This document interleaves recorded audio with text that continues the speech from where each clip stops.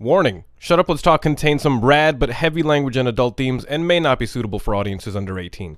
Viewer discretion is advised.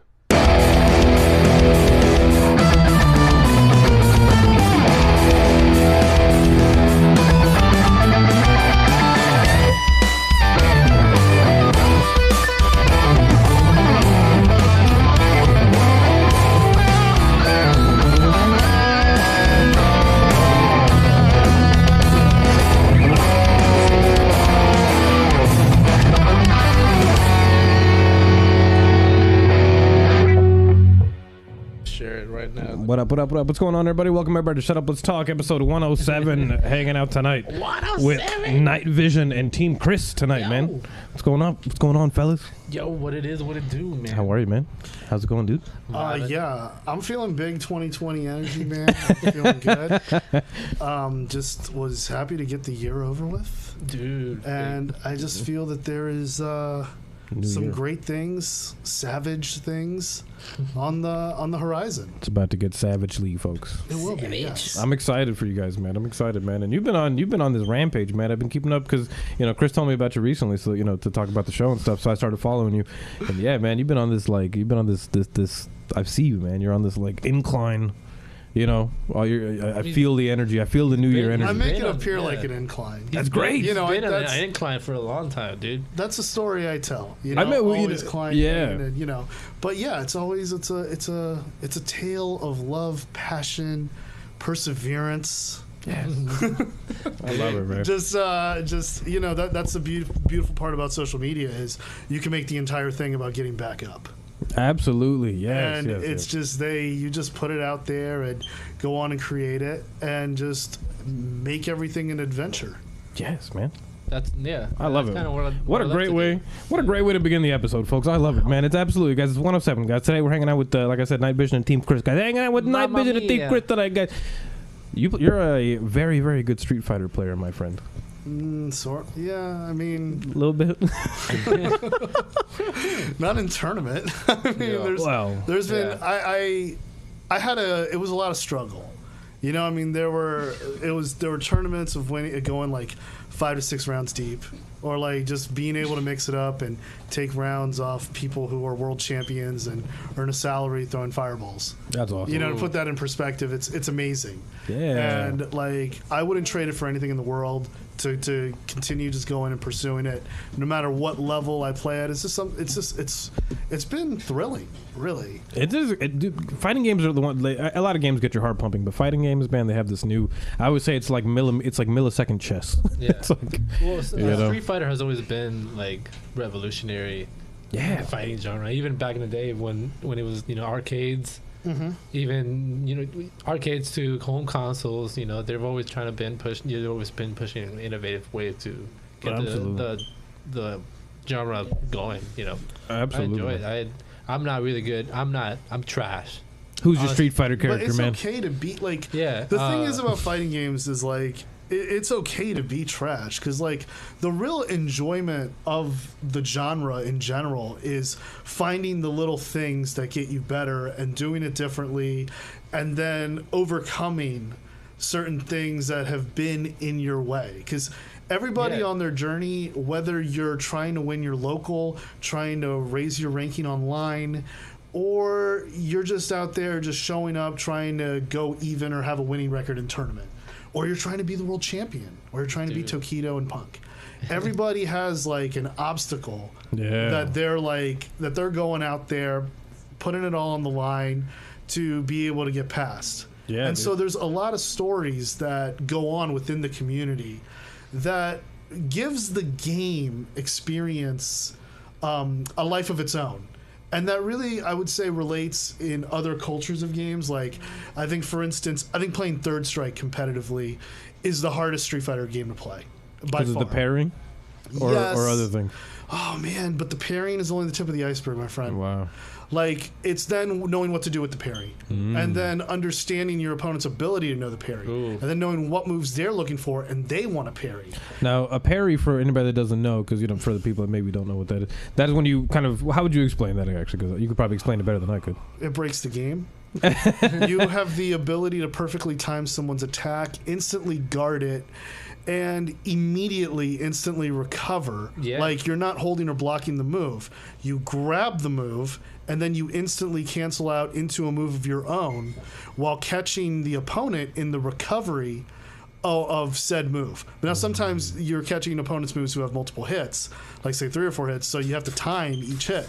That's what makes the beauty of the Daigo video, Moment 37, so beautiful, is that he individually times each one, and then he specifically jumps on the last hit to get himself in a position to get that maximum damage combo. Yeah, that's it's epic YouTube, one of the most epic YouTube videos of all time. Yeah, there's a lot. It makes a lot of people fall in love with fighting games. That one video. Yeah, you want to know what's funny though? He didn't win the tournament. That was actually the semifinals. That's hilarious. In the top 4, yeah, and it was some young player just using Ganejan.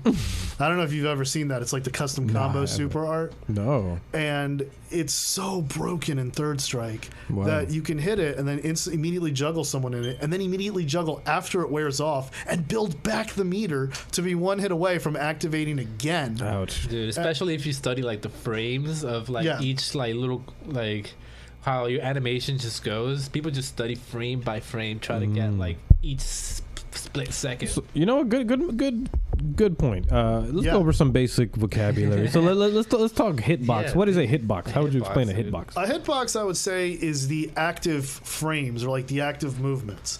I would say it's basically, if I were to throw a punch, a hitbox would be the knuckle and the movement of the knuckle. So the hitbox would be, whereas, say, there's 3 stages of how a button comes out, and it's startup, active, recovery. Oh. So startup is the amount of time it takes for me to get the move out.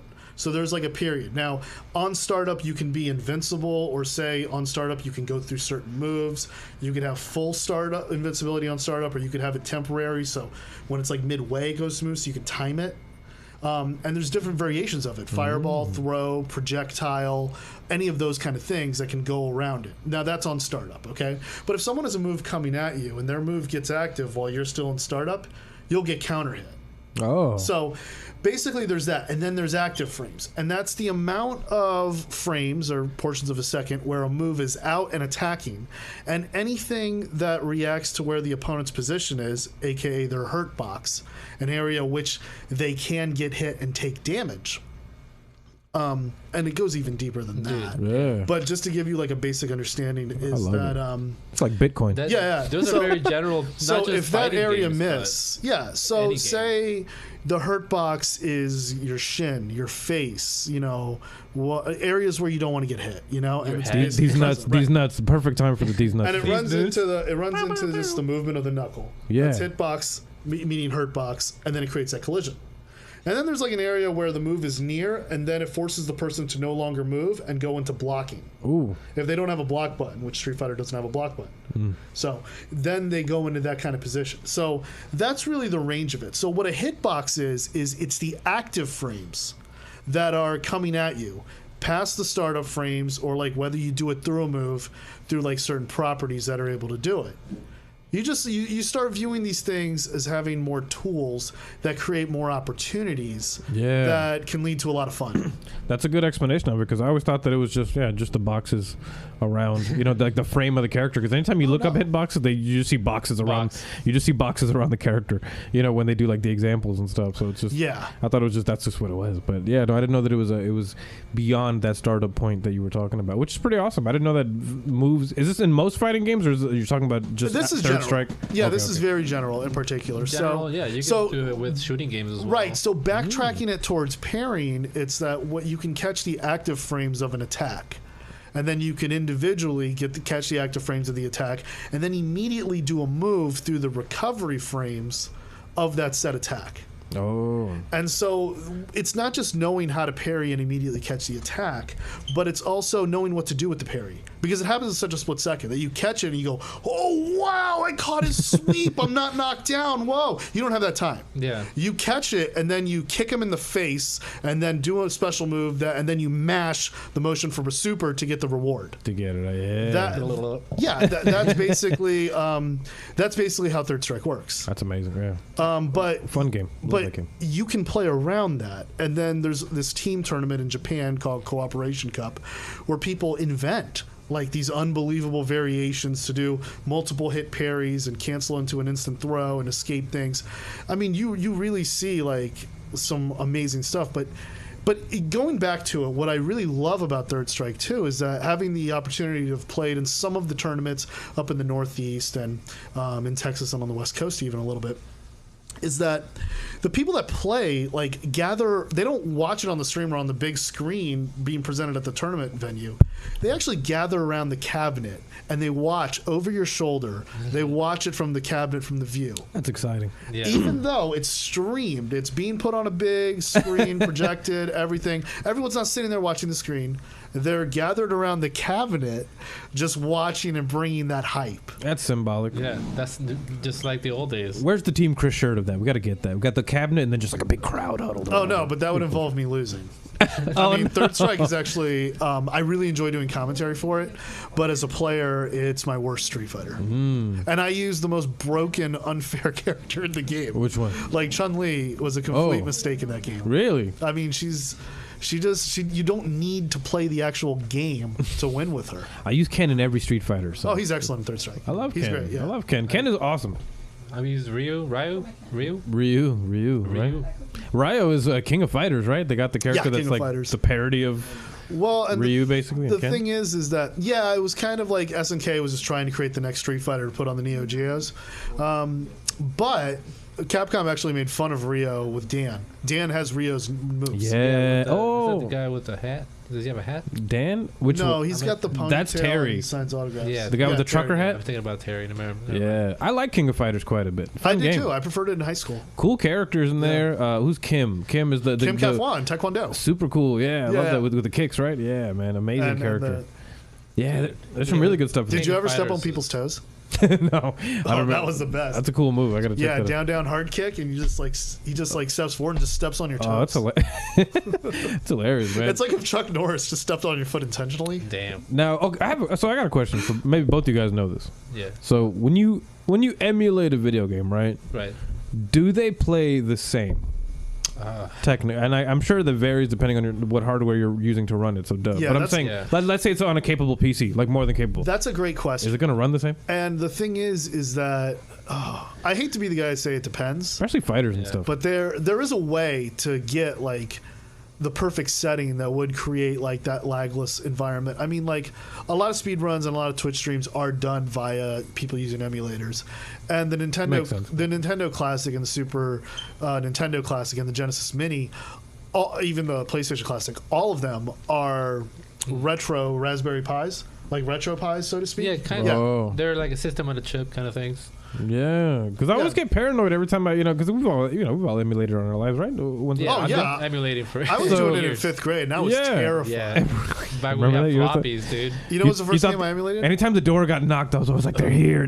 What is it? The first game I ever emulated was Mega Man 5 for Nintendo, and I was in 5th grade. Sweet. Oh, 5. That was the year of the 5. Mine was also Mega Man, but it was the Battle Network series. Oh really? Yeah, for the Game Boy Advance. Yeah, that was really good. One of my friends really played that one really well. Mine was probably Aladdin on the Super Nintendo. I'm not gonna lie. Yeah, that was that Capcom one. Yeah, I thought it was a good time. It was good, but the Genesis one's superior. Yeah, it is. It's superior, but for some reason I didn't have as much fun with it. Yeah, I didn't have as much fun. One of the greatest debates ever. No, it's a great game. They're remaking Aladdin and Lion King. It's coming out soon. They ported it for the Switch. That's happening. Oh, I thought they were doing a remake.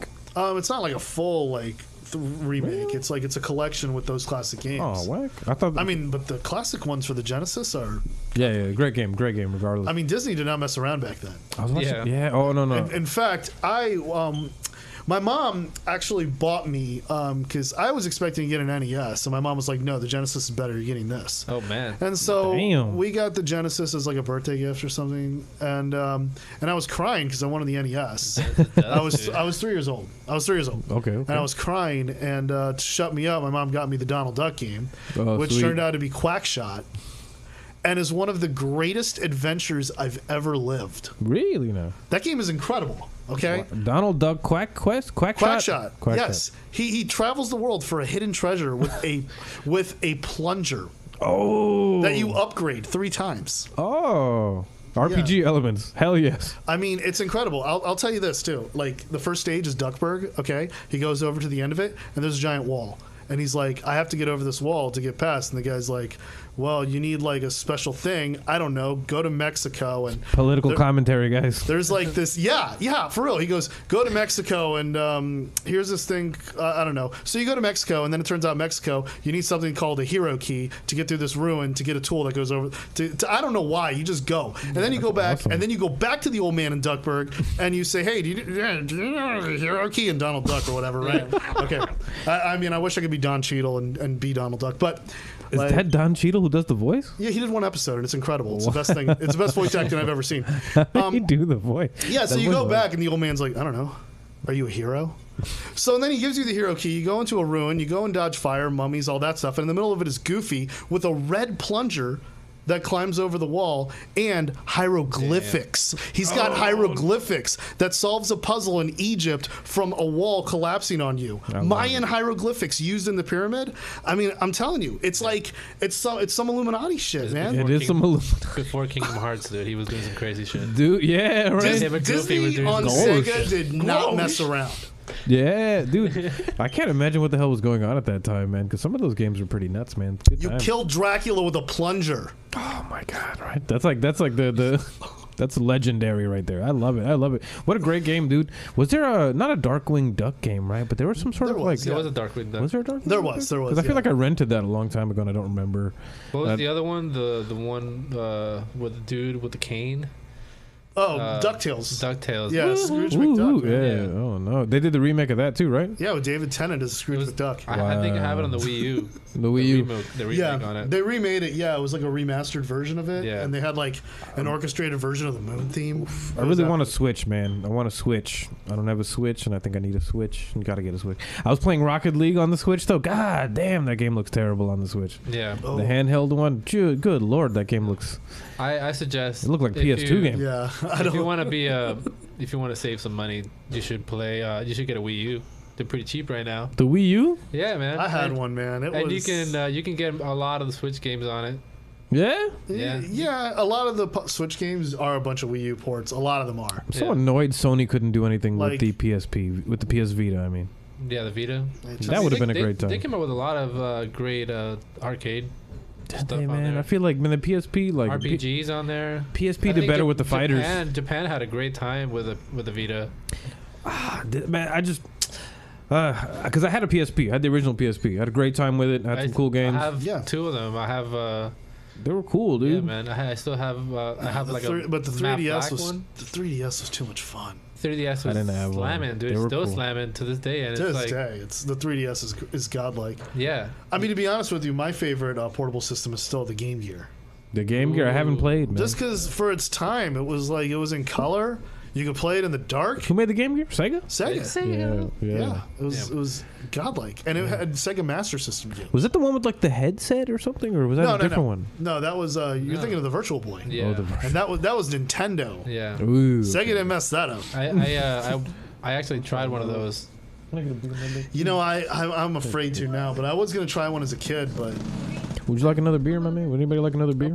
Oh no, I'm finishing on this one. I'm good, man. I appreciate you. Anytime, brother. Anytime. Episode 107, folks. Thank you everybody in the chat for hanging out. I'm sorry, guys. I should have brought up the chat earlier. What is going on with the chat? We all started hanging out and catching up and having a good time. Let's talk to the people, having man. a good old time. Actually, what do they want to say?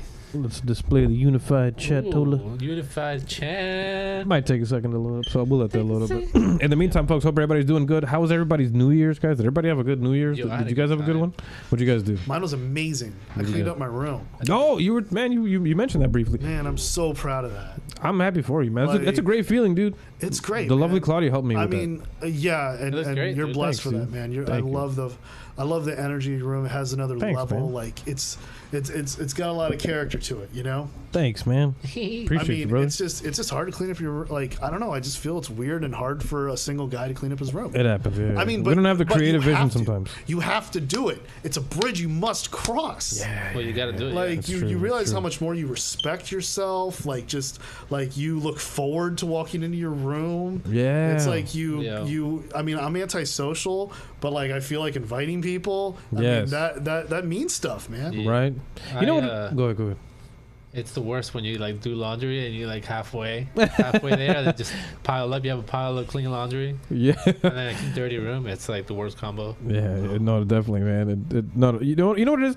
I don't mean to separate stuff into like men and women things, you know. But at the end of the day, it is what it is. Sometimes I wonder, like, you know, as guys, sometimes maybe we kind of really commit to the stuff that we buy and to the things that we own. You know what I mean? I don't know, man. There's hoarders of everything. We're not. Yeah, there's no rules. I just overcame my personal hoarding. Yes. And the thing that was holding me back from cleaning up my room was the fact that I just like kept putting just things in the closet. Yes. So I spent one night just throwing things out of the closet, throwing out clothes, throwing out things that just no longer serves my purpose or what I want to do. It's a smart move, man. Like, and you know, some of them were tough calls, and it was like, it's not because I don't like you, it's just that we have to go. Yeah. I need to make room for 2020, right? Yeah. So, and then after I fixed the closet and everything, then suddenly I could reorganize my laundry situation. Yeah. And it was incredible. And now I reorganized, I hung clothes up finally, I folded stuff in drawers, and now there's room in drawers.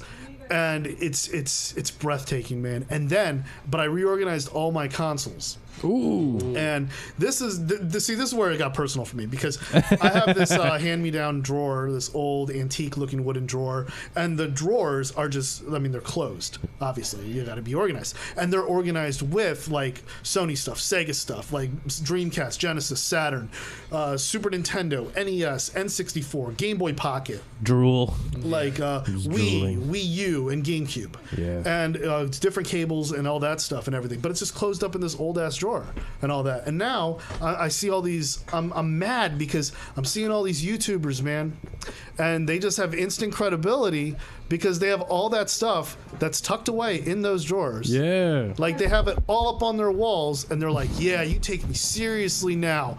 I'm going to talk stupid stuff about Final Fantasy for 10 minutes, man. And you got to take me seriously because I have like merch like crazy. And it's like, I got that merch too, son. Yeah. I got the original consoles. I got 2 models of the Genesis. Are you talking about Pro Jared, dude?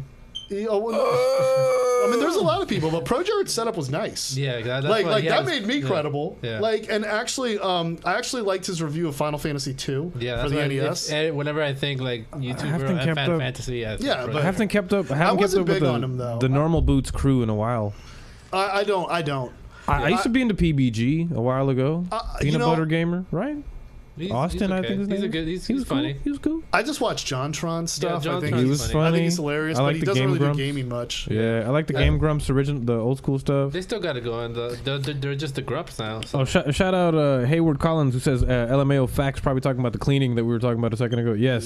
Cleaning, it clears your mind. I was saying earlier, yes, the lovely Claudia opened my mind up to Thank that. you, you got to do it. Yes. You got to do it because now I got more room to hit Chun-Li spinning bird kick combos. And so then I can focus on dropping harder combos. Yes. Messing those up. And then losing bigger matches. Absolutely, because that's the thing. Like, you come to me and you say, hey, Christian, you're a very good Street Fighter player. And I'm like, I'm holding all these L's, man. Like, I'm holding all these L's. Sometimes I travel on a plane, I go across, and 0-2 happens. 0 wins, 2 losses.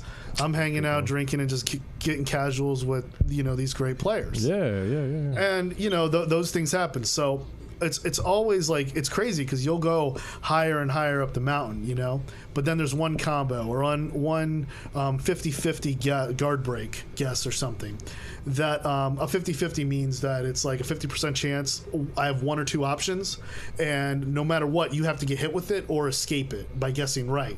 But I'm still at advantage afterwards. So it's just a 50-50 if it'll benefit me or just do nothing. That's or you'll block it. That's those kind of things.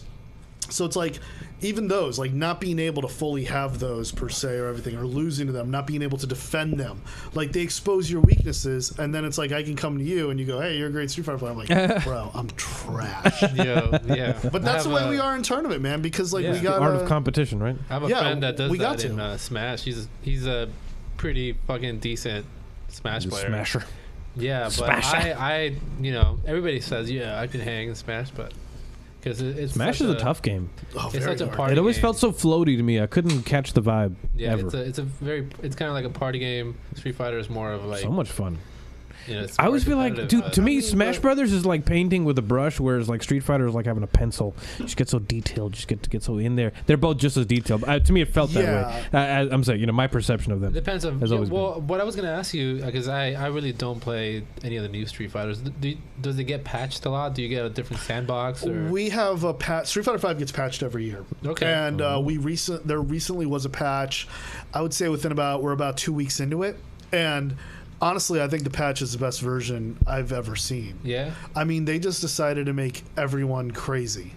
Like, really only about 3 or 4 characters got nerfed. And some of them, like Akuma, got nerfs that are like, that's still, he's still the best at what he does. Like, and by nerf, what do you mean? They weakened some of his moves, like made it so that the hurt box area that can be punished for throwing a certain punch out could get punished. Like he has less advantage on certain things. They took away one thing he could do, where he could do the half circle back fireball, where he stands there, does the pose. You jump on the pose because like you're posing, I'm going to jump on you, get that reaction. He could instantly cancel to his V trigger, and then like be free to see you in the air and give you a Shoryuken that throws you back down on the ground. Sick. That's handled, dude. Like that move. Everyone, including Akuma players, would admit it's bullshit. So they took it out.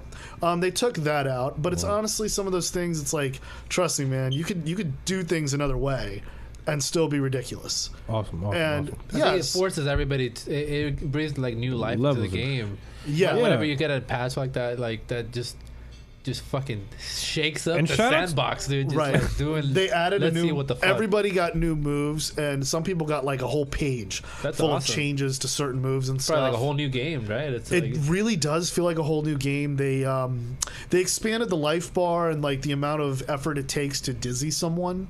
So to me, I feel like opponents who would win fights in say 2 guesses, they now have to do something a little bit more to like mix it up and be able to get like that full-fledged robbery. Wow, man. And because they improved the reach of certain people's moves and the width at which some people's moves could get punished, they did make some significant improvements toward like just the neutral game, towards walking around and just swinging buttons at each other. I love it, man. I love it. And Street Fighter is one of those great games where it's very accessible. You just jump right in and start. I mean, it's familiar to everybody. Like they also know it, but you can just jump right in. It can be a party game as well. A lot of people just go in and if you mash the right kind of mash, you could just, and you have like the right kind of cheap character that you can fucking stomp people. Oh, the right kind of mash is everything. Yeah. I mean, it's not that you go out and mashing, like you got to know what you're doing. I mean, you do have to play chess to a certain degree. Right. But then there's moments, what makes Street Fighter amazing is there's moments where you could play an absolutely cheap character that feels like throwing the chessboard out the window. Or, for instance, you could be, say, Street Fighter 2, old Sagat, you could be an impenetrable wall with buttons and everything. Sagat is tough, dude. Yeah, and you're just seeing just this giant brick wall that's waiting for you to make a move, per se. Yeah. Right? And then it's like you make that move, and then you get punished for it. So then it's like you gotta slow your roll a little bit, man. You gotta tap on the brakes, downshift a little bit going downhill on the mountain. It's like, you're stepping up. You're not just delivering tofu anymore, So what you do is you start throwing out some moves. It's like, all right, I see this guy out here. He just wants to do that thing. So I'm just gonna go out here I know you want to do that thing, and then take a step back and be like, ugh, you thought. Surprise. Surprise. It's the element of surprise. But then they can still change it up on you. But the best part is if you can see that they're tilted or pissed off, keep real quiet about it. Advantage, dude. Yeah. Just the psychological game. Keep it on the low. Just see it, detect it. Some people just punish constantly. Some people just smell the salt like it's blood in the water, dude. And then you could just see that bitch, dude. You could see what they don't like. You see a lot of tension. There's a lot of tension. Speaking of rage quitting, you guys ever dealt with any sort of like a really just all the time. Upset people that just kind of like, do people ever like accuse you of cheating or doing some weird shit? Oh, I got reported for cheating recently too. Oh no! Really? Yeah. Where on what? Well, I play a lot of Destiny right now. I play a lot of competitive stuff on Destiny. I thought you were cheating. Yeah, they thought I was that nice with it. I don't know. It like I got an email, whatever. Like, were you stream sniping? I was not stream sniping. No, I've actually been streaming lately, so I don't know. I don't put any of my streams on like information on. Oh on yeah, the game yeah. At all, because you always start getting stream snipe all the time. But stream snipe was that when people open up like other people's shit that they're playing against or something? Yeah, like to see where they are. We could be like we're streaming right now playing a game, and then somebody like they'll have like whatever like shut up, let's talk, Twitch.com, whatever, be open and they'll open up their stream and then just see where you're on the map and just kind of snipe you and stuff. That's so funny, man. Yeah, you could report for that. I mean, people do that all the time with Ninja and Fortnite. Yeah. Yeah. It doesn't get fun at all. The funny part is terrible. that Poor guy. Halo 1 completely changed the first-person shooter Combat game. Evolved, dude. And before we had Xbox Live and we started playing online and became antisocial. Dude, I was there, dude. No, I was always antisocial. was there, but it's just games help that though. Well, I played in the arcade. The arcade was where I got social. There you find yeah. And man, I was blessed to have some pretty good arcades growing up. And still great arcades now. In Miami, we got arcades. It's great. Yeah, Arcade Odyssey is staple. That place. I gotta go there, man. Shout outs to Rick. There, dude. Yeah, Rick. Yeah, I actually did commentary for an Arcade Odyssey event with TK Breezy, Sweet, the Smash commentator. Whoa, that's awesome. Yeah, and Yasiel Puig was there, and he played Third Strike. Oh, he actually plays Street Fighter 2 and Marvel vs. Capcom. Whoa, I love. And like some moves accidentally came out. It was hilarious. Marvel versus Capcom is an amazing game. I love that. Yeah, I recently so much picked fun. It up. Yeah, so much fun. I love 10th level. They have it. I don't know if they still do. They had like that. Just it was the whole bar, and the arcade sticks. Oh were, like, yeah, I go there all the bar. time. Yeah. That's sick. So like they just have like they're all emulated like I think Raspberry Pis or something. Okay. Yeah. And they just have like a bunch of TVs. But he across the bar. upgraded. Have you been there? He upgraded the sticks and the buttons. Yeah, you should go there on Oakland Park Boulevard. Sweet. Yeah, it's really awesome. Broward. A lot of my friends told me to go there. Yeah, we they have karaoke now. Every Saturday night. Yeah, they have rock band karaoke. Rock band karaoke. Right across from the street from Funky Buddha. You can fucking drink there and. But one Saturday a month, we have a Street Fighter tournament that's run, and it runs. Yeah, and it goes on right before the Rock Band Karaoke starts. Yeah, and the owner Joe, he's actually a damn good player himself. Oh, sweet. He's actually plays really good Street Fighter 5, also really good Street Fighter 2. They also have Super Nintendos like with CRT TVs, like all the classics. Yeah, the good stuff. Actually set up. They have a bunch of PS4 set up. People playing like they're godlike. Whatever. That's awesome, man. Playing Smash. It's a really cool fucking bar, man. And that's really cool. Yeah. I love it, man. The karaoke is great too. Oh yeah, nice. the karaoke is great. Yeah. Shout out to Rock Band. Yeah, the selection of beer is amazing too. The selection of beer is great, and a lot of the people that come there like really actually go and sing. Like it's not like three dudes like drunk as hell singing Bohemian Rhapsody off key or something. It's good. It does happen, karaoke. But it's not. Yeah. Well, we'll go back to Halo, right? Oh so, yes. So when we had that, we had multiplayer in Halo. We had LAN parties. And we know about that. So we played, I believe it was 16-person capture the flag. Oh. And we had someone brought a router. People would bring TVs and an Xbox.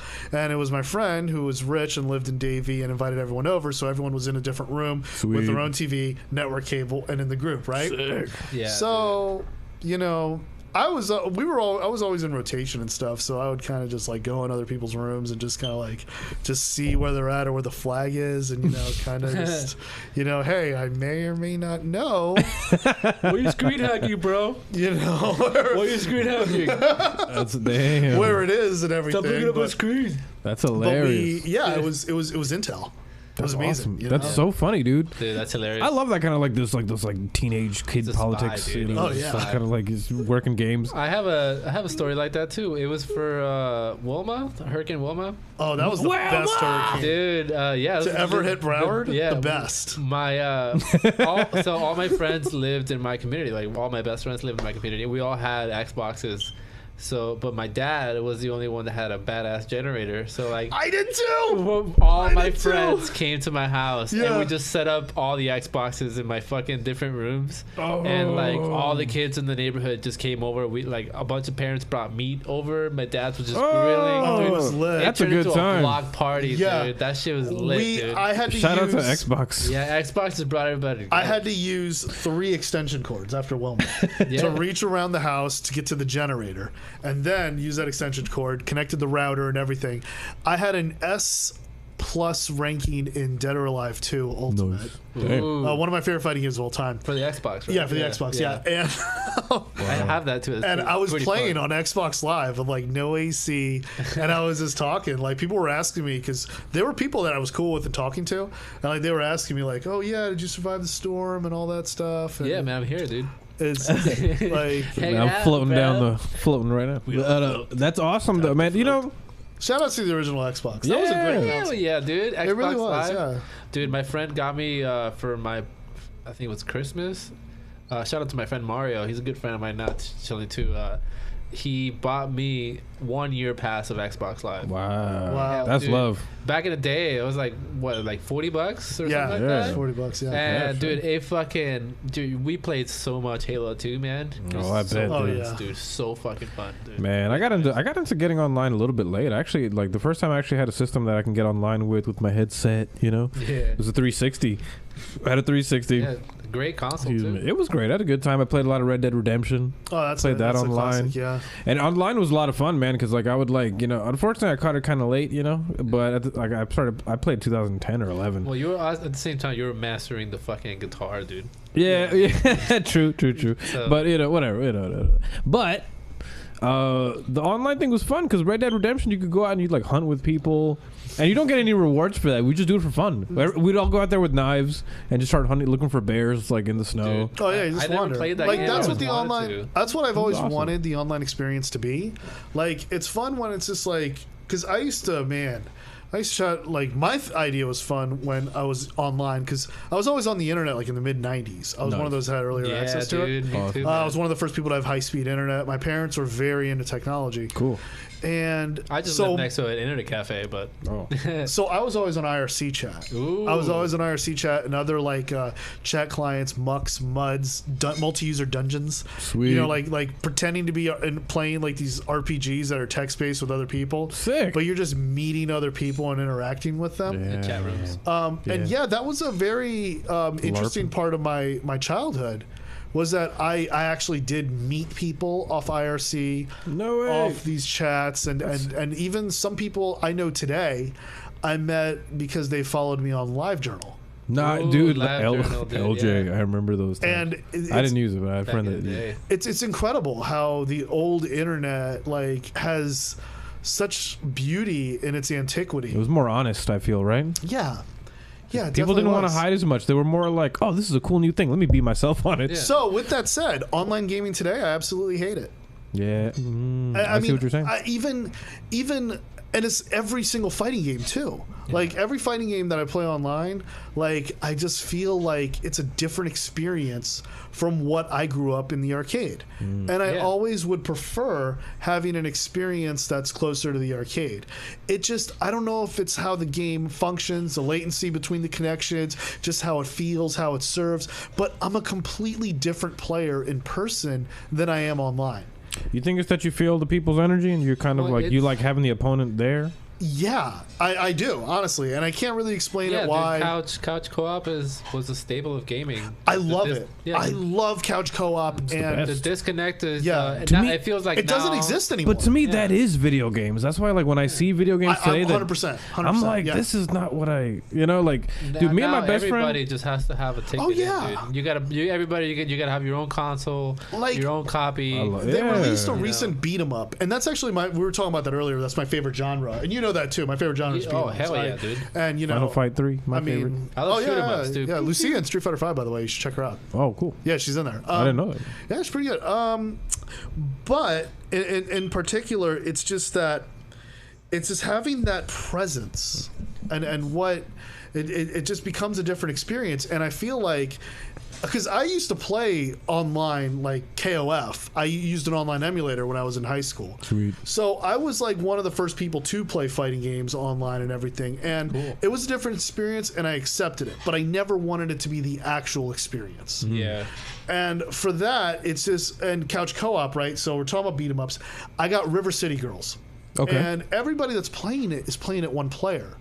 And I'm fortunate that I have a friend that I grew up with. He's actually one of my best friends since I was in 3rd grade. His little brother that is now my best friend. Cool. And we love beat 'em ups because we used to get destroyed by them on the Genesis back in the day. Yeah, Oh. In fact, Golden Axe tormented us so Golden much. Axe is so good. I hear that one is. It took us 10 years to beat, and now we can beat it cooperatively without dying. Oh, sweet. And I'm going to stream that soon. But Oh, sweet. and we've done it multiple Be on the times. lookout. There's for I it. think there's a version on Yeah, Steam, shameless but plug. Yeah. I was. Yeah, I was trying to buy it, but I looked at the reviews and it kind of looked like pretty trash. yeah, The and remake? It's a new version of Golden Axe. Everybody loves Turtles in Time. Yeah, for the That's a good Xbox 360, that one, it was called Beast Rider. Yeah. Yeah. Beast Rider. Turtles in Time is good. It's Yeah, very dude. good. I Yeah. love it. Hell yeah. I love it. Especially if you get the 4-player ones or The what arcade joint? That right? Yeah. The arcade one?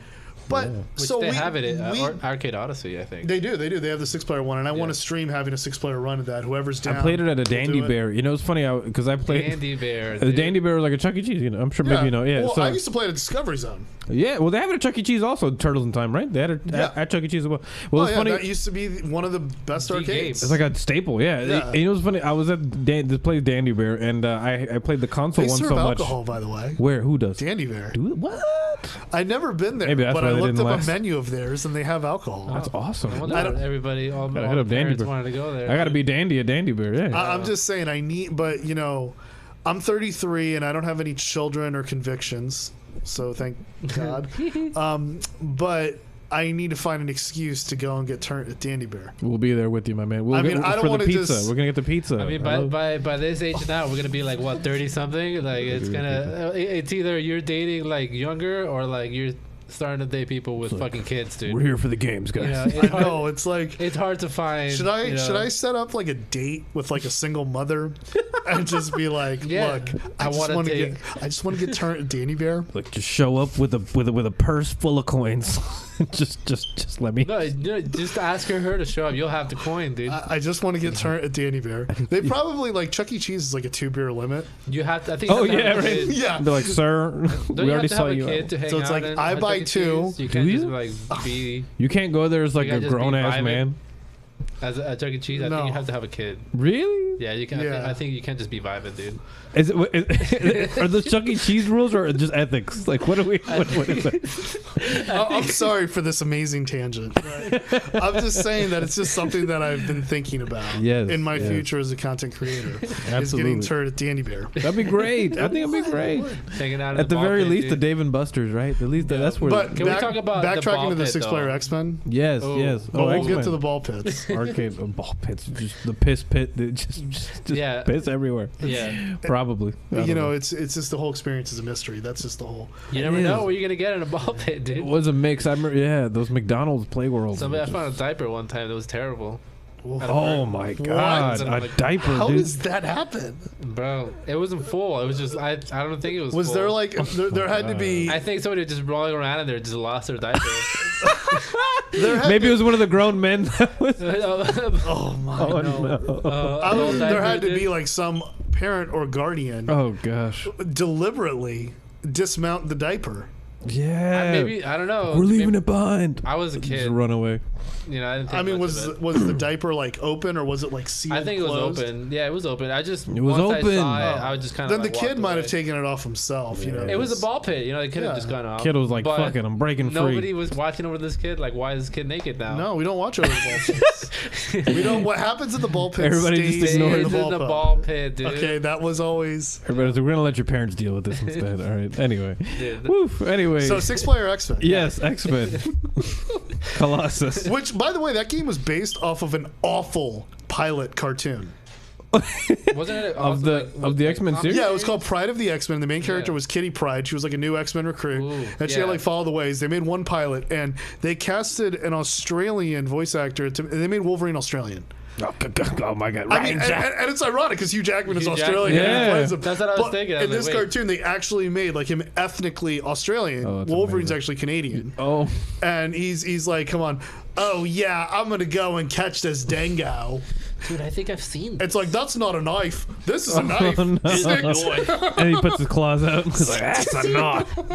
Does he actually say that? Because that would be awesome. No, to quote Crocodile Dundee, it's a Saturday morning kids. Yeah, no, that would be. The cartoon is awful. It's really awful. Like go on Disney Plus and just watch the real X-Men cartoon. Yes. And like thank me later. Oh man. But if you watch that pilot, oh my god, it's bad. That's hilarious. But man. that's what the arcade game is actually based off of. Really? And because of that, they cursed us by giving us. They cursed humanity by giving us the Dazzler. So the problem with playing X-Men 6-player is that someone has to be the Dazzler, and she sucks. Yeah. I don't remember that one bit. Who's the Dazzler? Yeah, exactly. Because I remember I played, I emulated it a while ago. Okay, so everyone just called her Jubilee. But she's not Asian. She doesn't have black hair. She's just this blonde, short-haired girl who shoots like fireworks from her fingers, and it goes, instead of surrounding her and her mutant friends, it goes across the screen.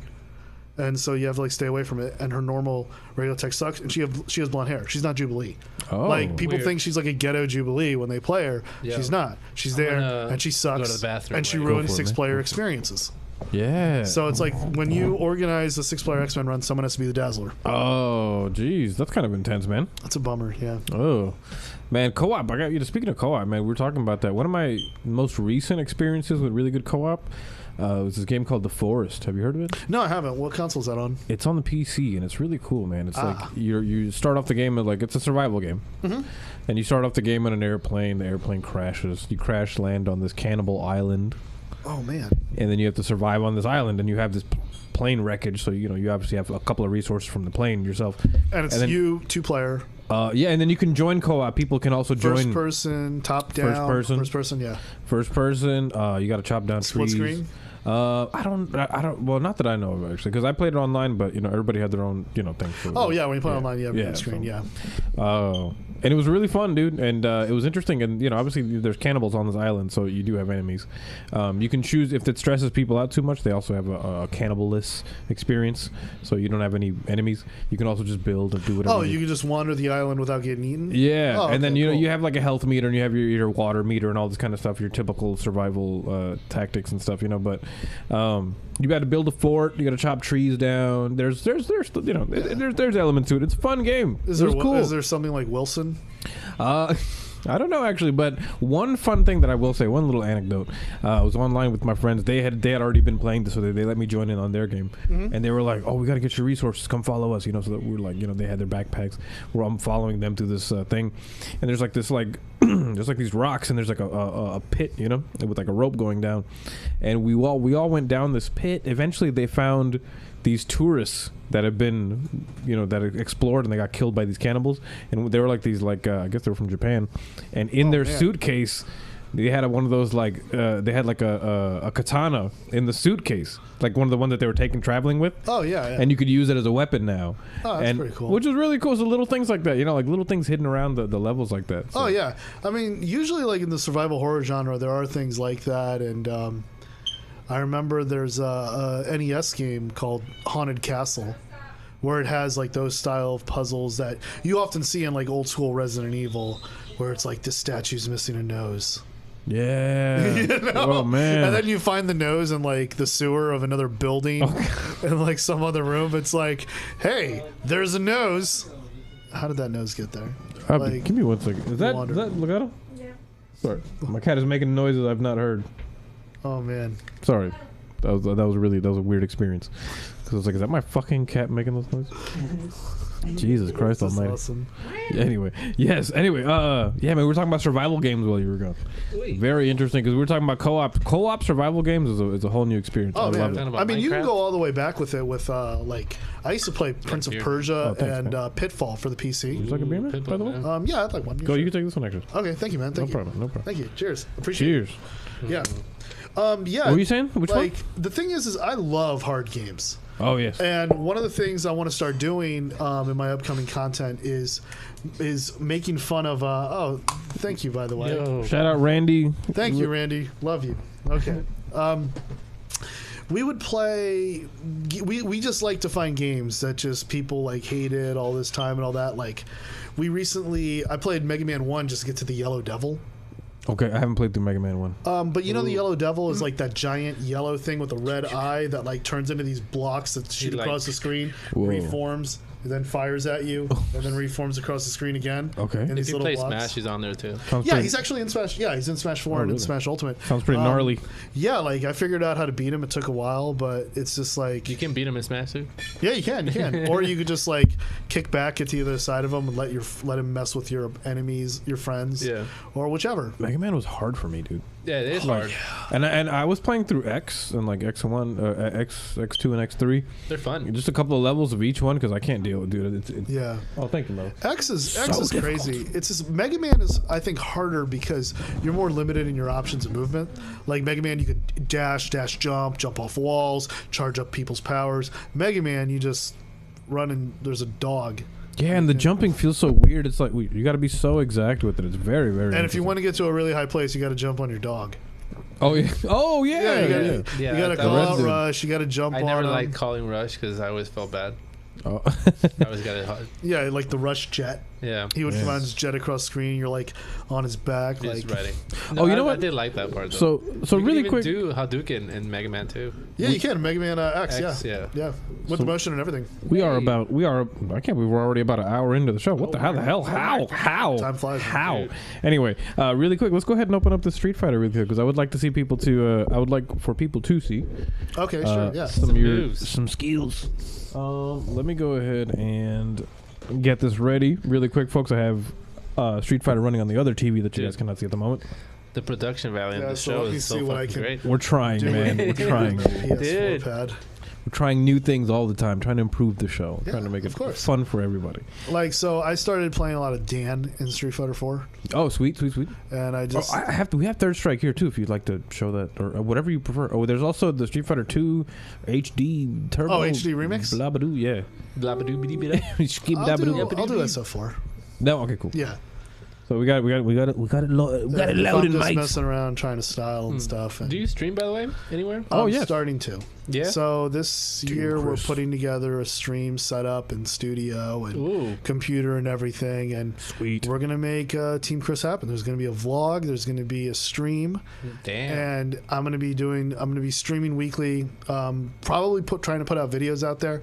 Really, the vision is to be like a YouTube vlogger. So I got to destroy that dresser, that old ass dresser in the room. Got to arrange. I got to destroy it and start putting my games up on shelves and look like I know what I'm talking about. Got to visit IKEA, boy. Well, I got that thing at Walmart for not that much money. The little DVD shelf thing. So yeah, that's the kind of stuff I need. Just need to Simple, elevate right? it a little bit. Yeah, it gets the job done. You know? Shelves with Yeah. All right, so here you go, man. Just it's All starting right, up on the other let's side. get I don't know if you can see through me or what's going on here. I'm gonna move. Move a little bit this way. Here. This way. Lean back. I lean back. Oh, it talks to the DualShock. That's pretty cool. I did not know that. That's cool. Yeah, I kind of can't see like the far right side of the screen, but I'll make it work. Oh, okay. Let me bring up. Okay, there you go. There you go, guys. Now you guys Let see me it. try, I mean, I can do some challenges. I'm gonna see what I can hit. It is. I'll see what I can hit from. Let's I'm actually with the lag. let's do some Dan combos. Let's check it out. Training stage. Destination confirmed. See the. Can I see? Okay, I can kind of see. Yeah. Ready, go. Success. I knew I could do it. Let me go to like a later level. Let me go to something like. Let me see how we. I don't know if the people can hear me. Is it plugged in? Okay, let's try this. Training stage. Fight locale chosen. Yeah, and I still play this game Ready, without, go. like so what I'm gonna do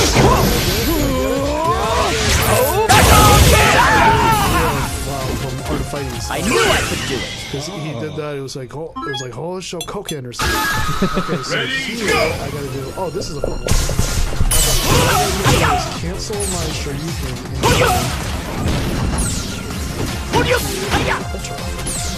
Oh, shout out to everybody in the chat. Guys, we couldn't,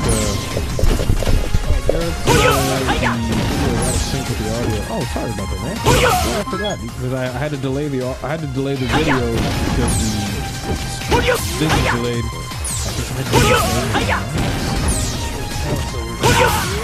Well, the mics are out of sync. The game is out. Sorry, guys. You know what? After we do the gameplay, I'll take it right back and we'll do good.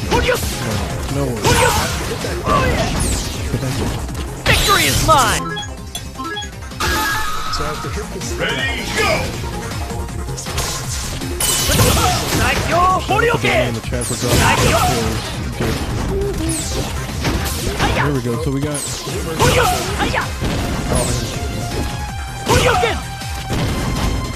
This is tough, man, because using the controller is not normally your thing, right? I didn't know Dan had some of these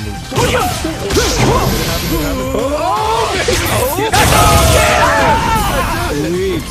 That's actually his bread and butter combo. That's how he usually gets his connects his ultra from in that game, and that's kind of they added Dan to do like a parody of that move. In the meantime, let me show you guys why Dan is amazing. So let's jack up this difficulty. Let's go on hardest right there. Play your kiss on the style. It's about to get real, folks. Yo, I hit that combo for you guys, man. The world's fiercest fighter going will you be the last warrior standing? You know what? I'm gonna get up close and personal on this one. Alright, so if I remember correctly, Alright, let's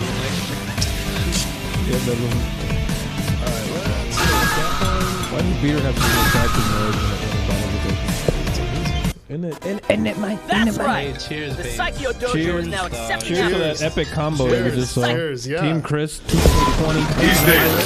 It's the 109. In nature, only the strong survive.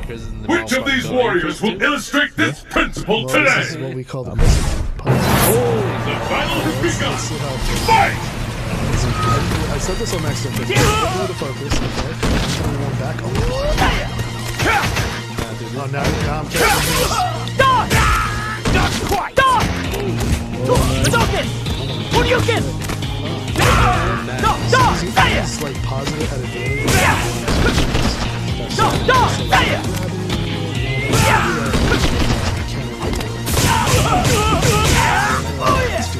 Oh, you. You can't escape!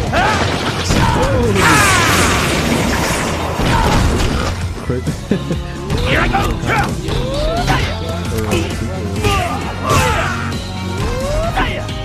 Hadouken!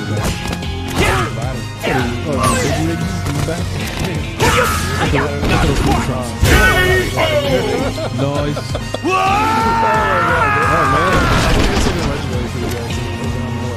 And the battle continues. Fight!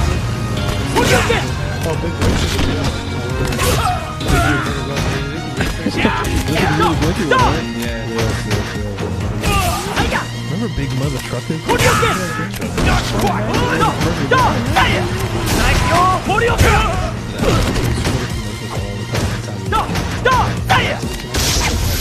Oh no, it didn't.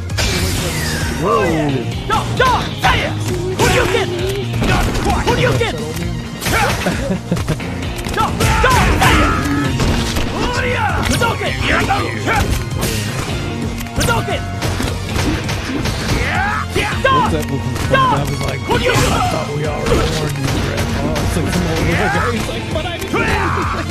There's something wrong.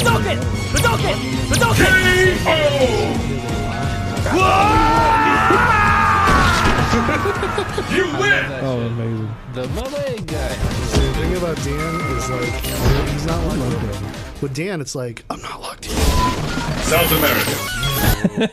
You gotta Fight locale. I like Chosen. to, and also, I'm completely fan of Dan at this moment. Like the Are way you to ready? win with Dan is Fight! like to run away to Honda, and then you do the down tilt, so you flex it. What's the problem? Okay, it's Honda. What the drop? Oh, did I? What the? Is that a taunt or is it actually like What the drop? It hits. What the drop? Oh, it hits. What the drop? Oh, it's shit.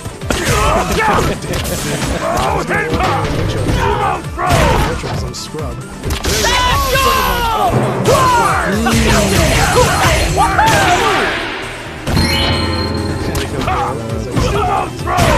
Did you even change that? Like,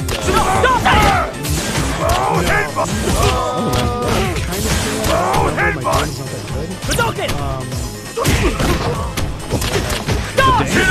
It's like you have like a handicap on you or something. Right? It really looks like it. It gives us the damage is so And the low. battle It's so continues. Fight!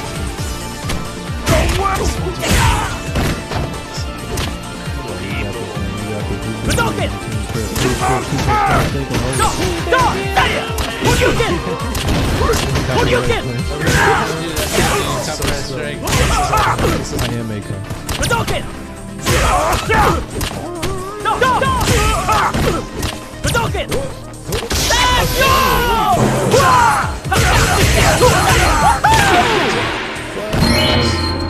What the drop? No, I didn't do Victory is mine!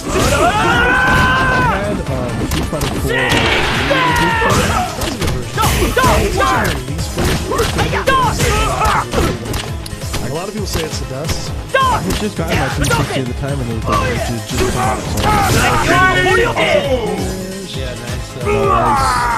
Yeah, if they want the land and just like a little bit of space in between where they have to cover things. So you can just throw something out there, catch them on the landing. Yeah, that's general. If they commit to doing something, they butt slam. So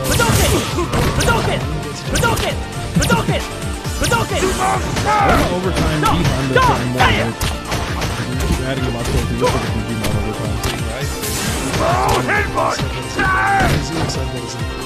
it's different than blocking. Fighters that are kind of like What the drop? I forgot what they're called now. Yeah, Oh, Johnny, yeah.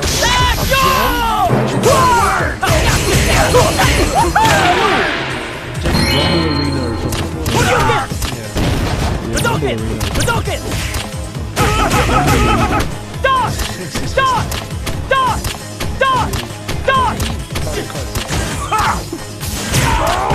Got smacked in the back.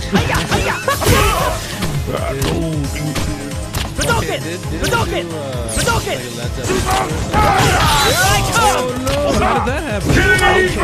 I canceled them with a super taunt. How did that? Well, So if I KO them with the super taunt, so if the move that KOs cancels into the super taunt, they have to sit through the super taunt.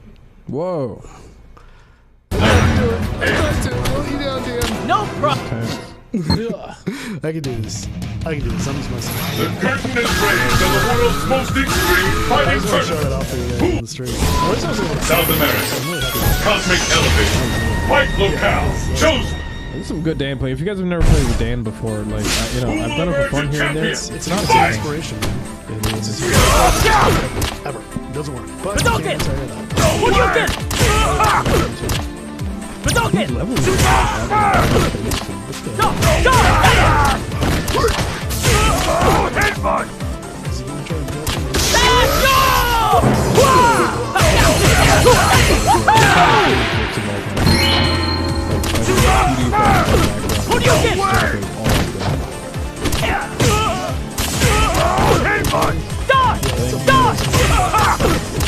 Oh, it is middle thing. Yeah, so it's probably safe to assume those are. Wow. Pick up the pace. That's hilarious. Fight.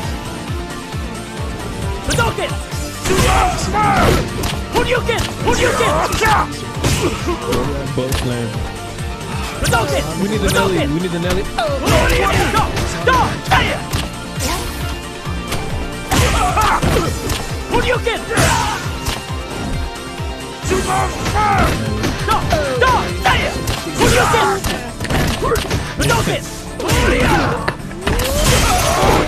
Randy in the chat says, oh man, the security outside was too loud, brother. Almost can't hear y'all talking. Oh man. Dude, I didn't even know you could hear the audio.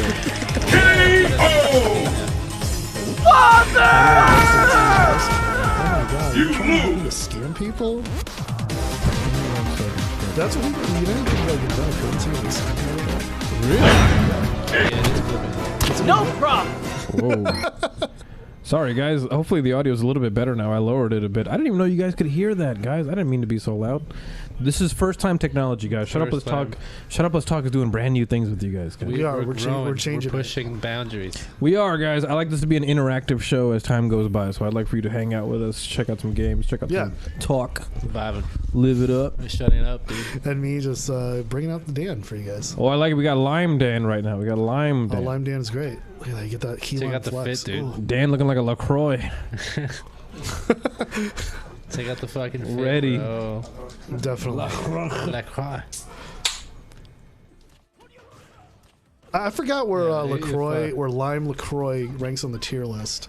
I made a tier list of LaCroix If because LaCroix wants to hit up with the sponsor, though, you know, we definitely. Shout out to LaCroix. Yeah, yes, try to use some, for being seltzer water. Shout out to okay. Oh, It is good. I do like LaCroix. man. I think your cat's got it out from you, dude. Come on, Legato. Be a nice He's baby. like sizing me down. Be a nice baby, guy. Oh, he blocked it. got CPU. Because I think he's angry because I called him fat. Right. And sorry, so thank you. Shout out to Danny and Randy for telling us that the audio was too loud. I definitely appreciate that. Thank you, Danny. Danny's the man, by the way. Brandon says shout outs to Bed Scene. Yo, Bed Scene, dude. Yeah, that was a good show, man. Last Roses last time. Mood Theory. Great. Oh, yes. Mood Theory played there. Shout out to Showski for hosting that too. Oh, shout outs to Alba. She's great. And Nick. Yeah, dude. Good peoples, good peoples. Check out their event now. Vile on Spotify. Fucking what is it? By Vile by Bed Scene. Good track, dude. Cool. Yeah. Oh, man, I heard that. Danny posted that, right? Yeah. Good man, track, I was dude. jamming out to that. It was some good vibes. He Bed Scene. I feel like live is the way to go. Sorry, the alcohol setting in, guys. Yeah, I'm sure it's an hour like, into the show. Live is the way to go. I feel like Okay, they guys, really. I have a chance here. Ooh. Let's see. Oh. Come on, Honda. Come on, Honda. Whose side are you on, goddammit? No, I didn't do the move. I had to do the move and then cancel into that. Oh, Damn. no, it sucks.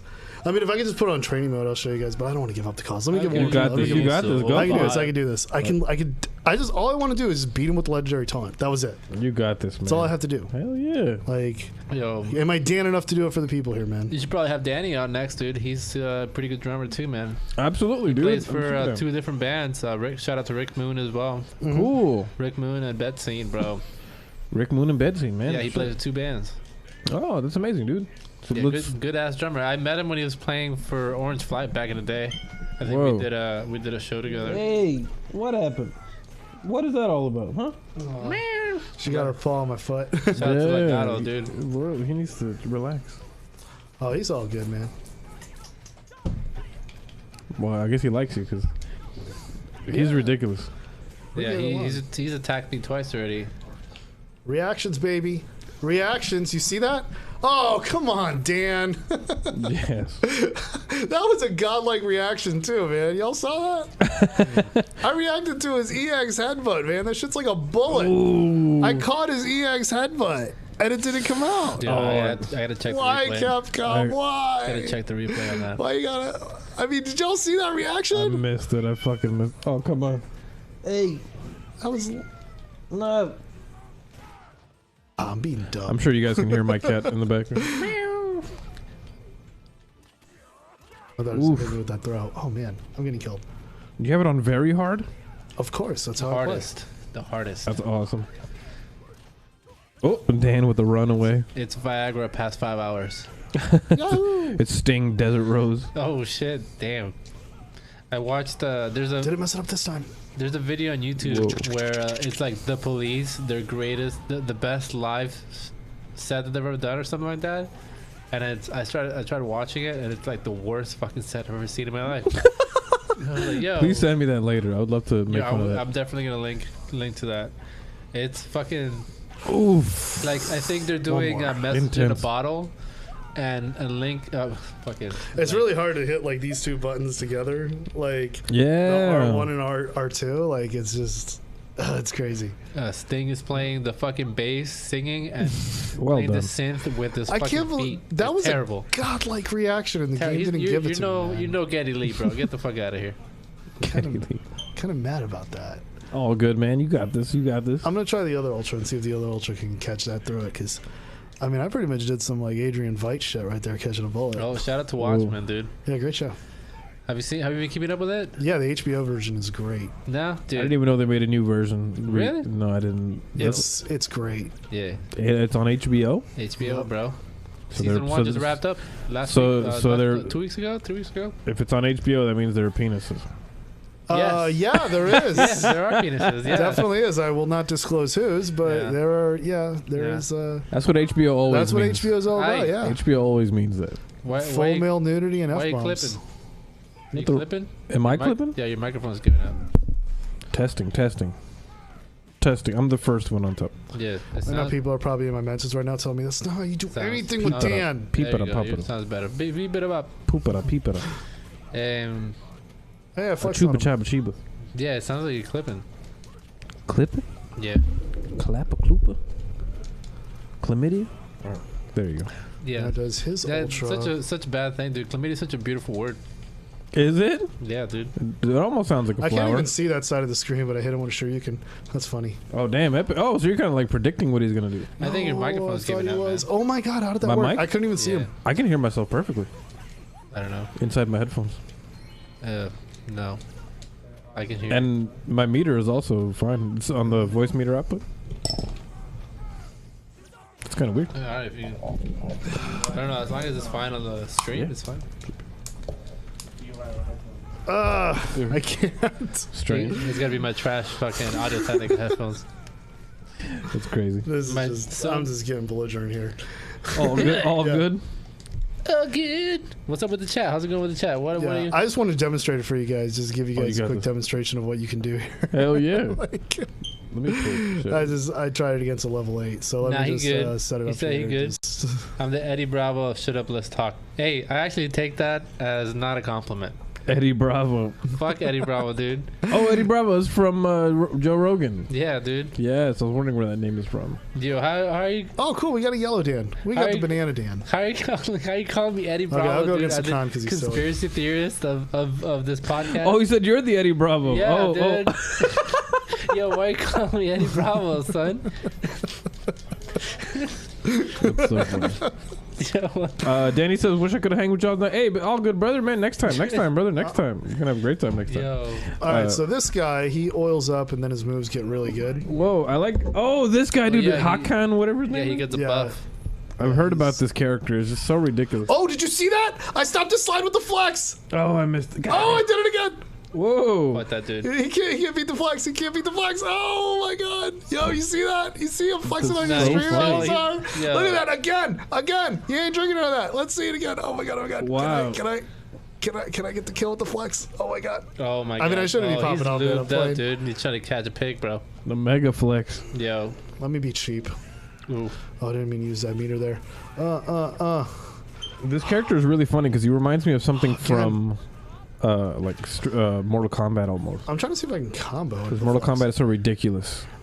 Yeah, man, I don't know. I think. I did it. Oh, sweet. Here it is. Get that boy. Yeah. Oh. He just dropped. And then he jumps over him. He just. Oh my god. That is the best. This is just another level of Street Fighter. Well done, dude. And the fact that you have to earn it with like such high execution, so because imagine if this was easy to do on Xbox Live. Oh my God, how many people would say that stuff and then Rage quit, and of course I'd probably get doxxed for doing it to someone online. That's you know? the worst, dude. Getting doxxed, dude. I mean not as bad as getting swatted. Yeah. I mean, which should be like a 30-year felony minimum. What did that Yeah. dude get? Like Let's see if I can beat him. multiple. Let's see if I can. Let's see Some if I dude can- did get fucked up recently. Like for multiple something like life sentences. Yeah, and he deserved it. Okay, but yo, dudes, let's see if I can do it. Can we dude, kill him you're with the almost- flex? you're Can we almost- kill him with the flex, folks? that. You Here got we this, go. man. Oh no, he command grab my flex. Oh no. You got this. Yo. Come on. Oh my god, he's gonna go. No. He didn't go. For Got that. him. Oh. Oh, almost. We can do this. We can do You this got stream. this. We can do this. Oh my god, I feel bad he's on low difficulty though, but We can do this, guys. We can do this. Because I really just hate when the computer appears to play footsies. No, you put that oil down. What is I'm getting greasy elbows out here, stream. Greasy elbows, folks. Are you watching this? This is amazing. All right, I'm gonna taunt him to his face. If you just want to sit there and oil up, let's see. Don't. This is why we can't have nice things, okay, Hakan? Now I'm pissed. All right, there we go. Now you gotta hold that. Get that. Oh yeah, right there, right through that lube. Friction. Okay. Because you made me mad, man. I'm a flex taunt. Come on, bro. Now I'm gonna jump away and do this. Nice, now I'm gonna do this in your face. Now okay. You want to throw? Okay, I got you. All right, it's beast mode time. Wake up, Tatsu, because beast mode. Okay, there we go. I wake up, beast mode on, dog. Beast mode activated. Holy shit! I love people that wear those shirts that says beast mode. No, I didn't mean to do that. I wanted to kill him with the flex. Fucking doing groceries in Publix and shit. A Monster Energy t-shirt hat on. Oh my god, that was amazing, guys. That was very well done. Good comeback, man. Yeah, I just wish I could get the death by flex, but I stopped. Man. You see, I stopped to slide with the flex. Yeah, out there, dude. Oh my god, you're welcome. There you go. There's your evening entertainment. Wow, man. We are out here. Boys. Very well done with the Street Fighter, man. Killed it with Dan, dude, of all. With Dan, yeah. Thanks, it's incredible. Like, yeah, you want to turn it off? Oh, sure. Actually, you can do it. Okay, go. Yeah. Actually, unless the music is still playing, because I don't even realize it. Yeah. So, I don't know how bad Dan is in this game, honestly. He's video games, bro. I mean, he's obviously not as equipped as the other characters are, like say Ryu, Akuma, or Ken, but I mean, still, you know, you add the fun factor to it. And yes. Really what people in fighting games always tell me is just stay with the fun factor. Absolutely, man. And just find those hidden gems out there, like being able to cancel the KO into the taunt.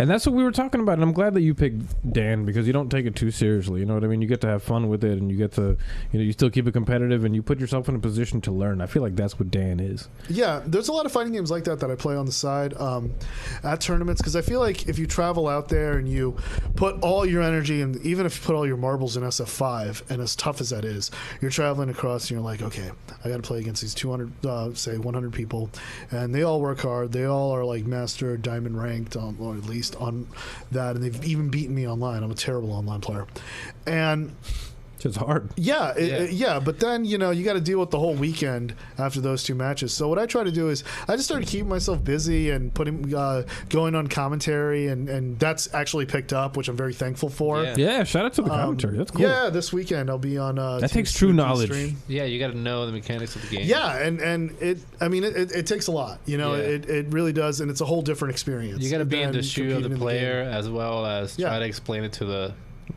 That's really audience, hard. But also know that the audience can hang too. So yeah. So I have a reputation for playing a lot of those old games, but it's good because I want to brush up and get better, because a lot of these old games I played when I was this little kid with like no real background or training to actually play these games, and now it's like it's more accessible with the internet and social media to pick up on those old things. So I started practicing Marvel vs. Capcom combos, just doing things more so the hard way to pick it up. And I don't know if that exactly is the best way, because I mean, some people will always just look at, oh, this is how I'm playing, this is the prep he does for it, and then they'll pull up some tournament results and they'll say, well, it's because I watched you stream this and that. Chun-Li's super art combos, practicing that in Third Strike, and what's that going to prepare you for in real life, in the fighting games that are on the current tour? And I'm like, well, but at the same time, it revolves around Chun-Li's low medium kick, which you're able to combo into a super during the later stages of it. So you can delay it a little bit, see the hit, and confirm into that hit. Wow. And being able to hit that medium kick from a Third Strike understanding, I feel like can give you certain advantages toward using that tool in, say, Street Fighter V. So, guys, the reason why this is a really cool episode and the reason why this is a fun thing to me is because... Games? Well, it's video games, and also you transfer this type of information to multiple aspects of your life, into your career, into what you're trying to do. Like, you have to break down whatever you're trying to do into stuff kind of like fighting games, because there's multiple, there's always reactions to your actions. It's the classic phrase. But it is so true. You know what I mean? And so many things are going to be like that when you talk to people, when you open up opportunities, when you want to start a podcast for yourself, when you want to start going to school, when you want to do certain things, you know, it becomes a lot of like this give and take, just like a fighting game is. You know what I mean? It makes you humble. It makes you think about every single step. You know. Yeah. Because if not, you're gonna get punished, bro. You're gonna get handled by life. You gotta know why you're losing, why you lost. I mean, it's staring you right back in the face. Yes. And it tells you why. And the way people react to it is telling. Because some people like always get scapegoats or make excuses, or I mean, even in team games, like there's people who they do everything right and everything wrong was with their teammates. Oh yeah, you know, and it's like either I win every game, carrying the team, bro. I win every game, but everything I lose is because of your stupid decisions. And in fighting games, you can blame certain things. Maybe it's the controller, the environment you're in, the people you're around, or your state of mind. Maybe you're not sober when playing or something like that. Right. But at the end of the day, you got your ass kicked. I mean, you still got to hold that L. Accountability. And the more excuses you make for it, it's like, it gets to a point where it's like some people at a party ask me like, oh, I would love to beat you in Street Fighter one day. Dude. Like, damn, okay. And I was like, I forget who said that to me, but some people, I get it all the time. And it's like, but yeah, one person in person told me and said like, yeah, but I just, not if you're that person who spams fireballs. Okay. And then I said, dude, the fact that you say spam fireballs and you refer to it as spamming fireballs means that you cannot get around fireballs. Yeah. And I'm like, you're just gonna get punished, bro. You gotta learn to swim, and by swimming, I mean walk forward and block. There you go. There you go. Yeah, and you're gonna get a little bit of damage, but you're gonna get handled, bro. But you work it, yeah, because then that's that person's main technique, probably. Yeah, dude. Mm-hmm. Yeah. Wow. And you notice it in those early stages of fighting game tournaments with people who are either lesser experienced, lesser skilled, or just maybe not play the game and stuff. Or I would just say people who are not well-rounded, so to speak, in fighting games. You'll notice, or fans of certain games that are only offensive, you'll notice their frustration towards blocking.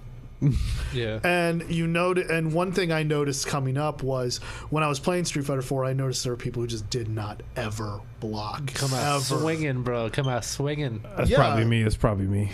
And it's just we just walk up to them and hit them with meaty attacks, an attack that hits them immediately when they get up. Yeah, they're all gonna go for heavy attacks constantly. Because we're just gonna time them and stuff the startup of said move and counter hit that, and they just don't like blocking.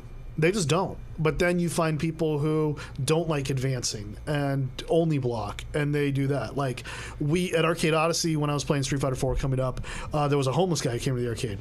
And man, he smelled, but he it was a homeless dude, and he played all the offensive characters. Ibuki, Yun, I think... I don't know, but I remember Ibuki and Yun most notably, and those are the two characters that are always mix-up heavy, in your face, dive kicking in front of you. And this guy played it lame AF, man. He just stayed on the screen and didn't do shit. Wow. I mean, I swear, and I was still coming up, so he was really testing my patience, plus he smelled.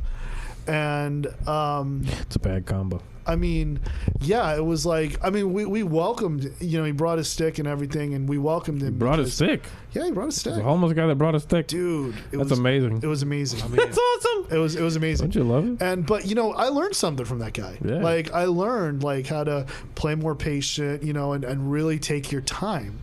And it just seemed like he was just playing. I look back and I realize it now that it seemed that he was just playing to stay there as much as he could.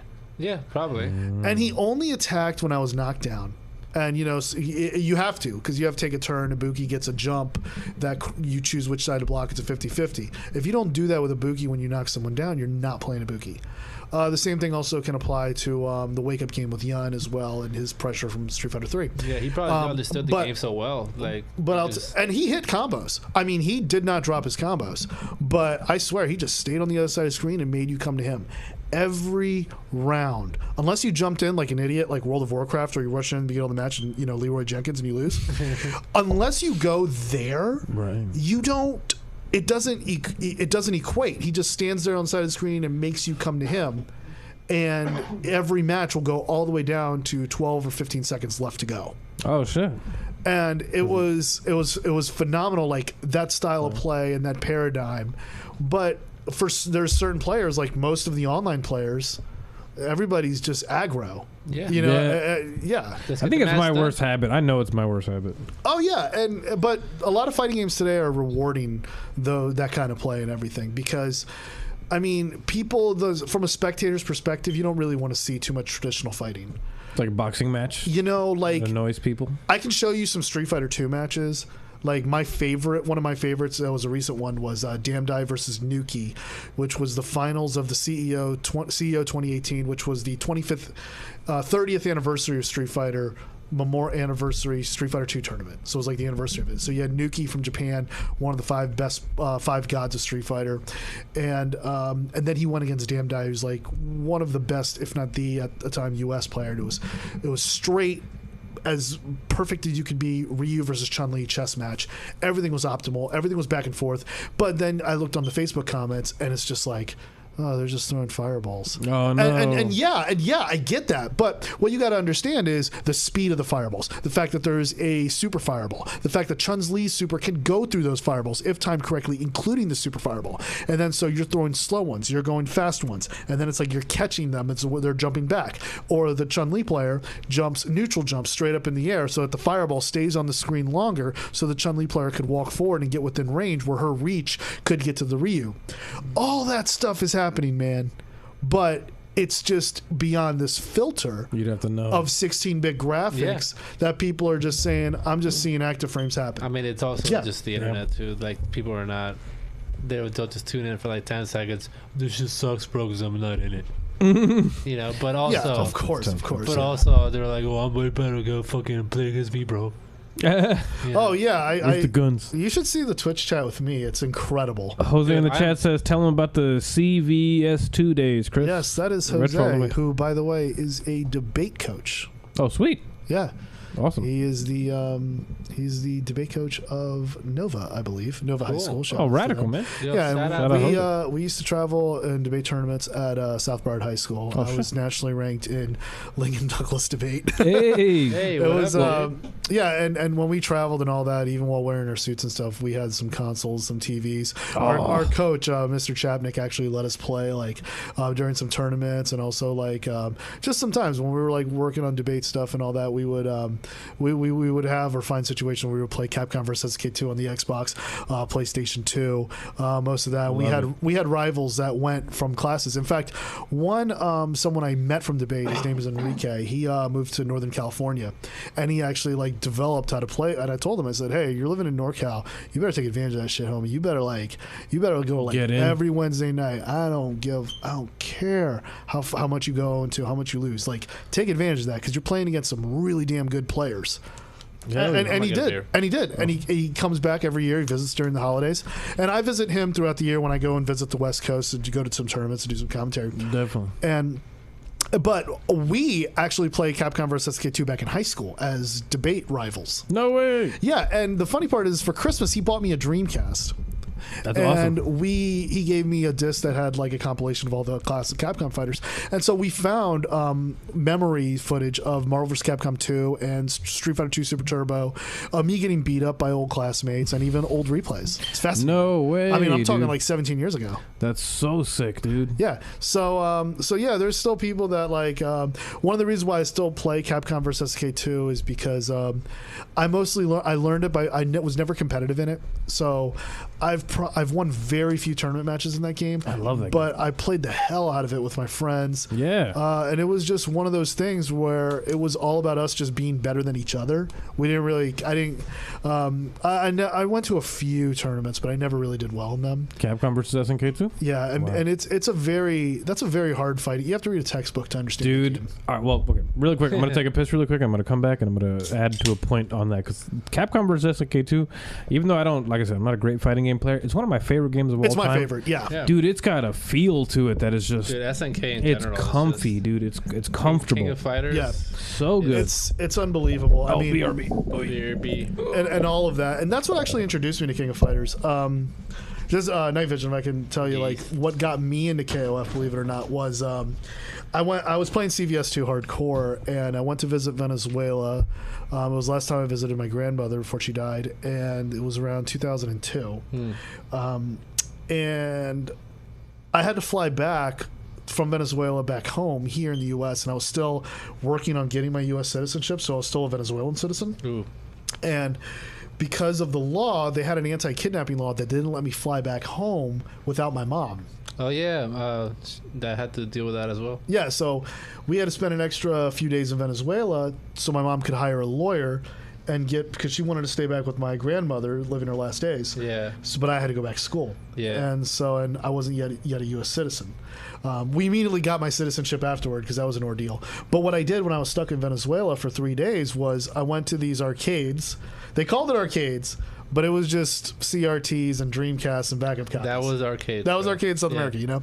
Yeah, my uncle had one in his garage, and he had it in my local town. And all they had Street Fighter related was Third Strike on the Dreamcast, and nobody played it.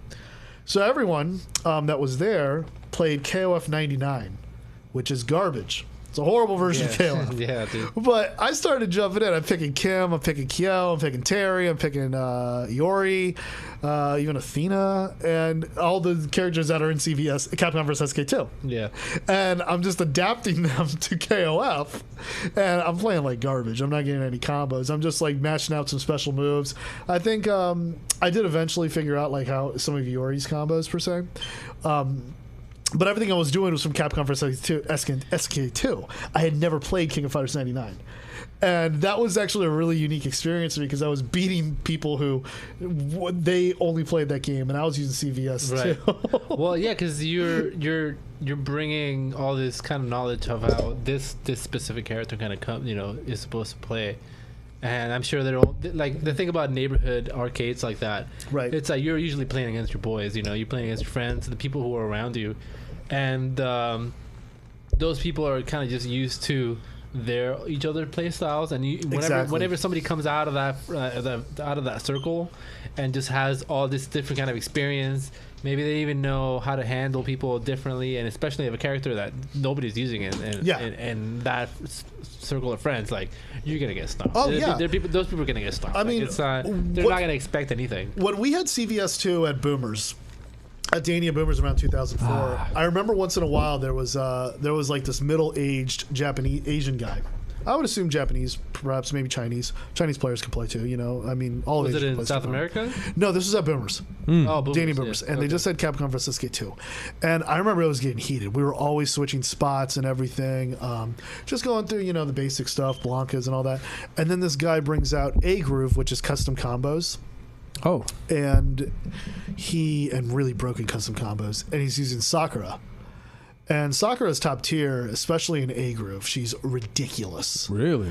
And this guy, like, we lined up to fight him. We actually had a line at the machine that went as far as I would say at one time 12 or 15 people. It was a really long queue because the game had just came out, and Dania Boomers and us Broward players were really excited about it. Hell yeah! And this dude just had his hat on and all that, and just sat there. And I swear his team was like Sakura. I think he had a pretty cheap team. It was Sakura, A Groove, Sakura, M Bison, Dictator, and maybe Blanca, maybe a Sagat. Not Sagat. Some people. It doesn't matter. We didn't get past the Sakura. Like, literally, all of us lined up, and it's not 1 round, 2 rounds. It's literally like, you lose a round, you lose a character.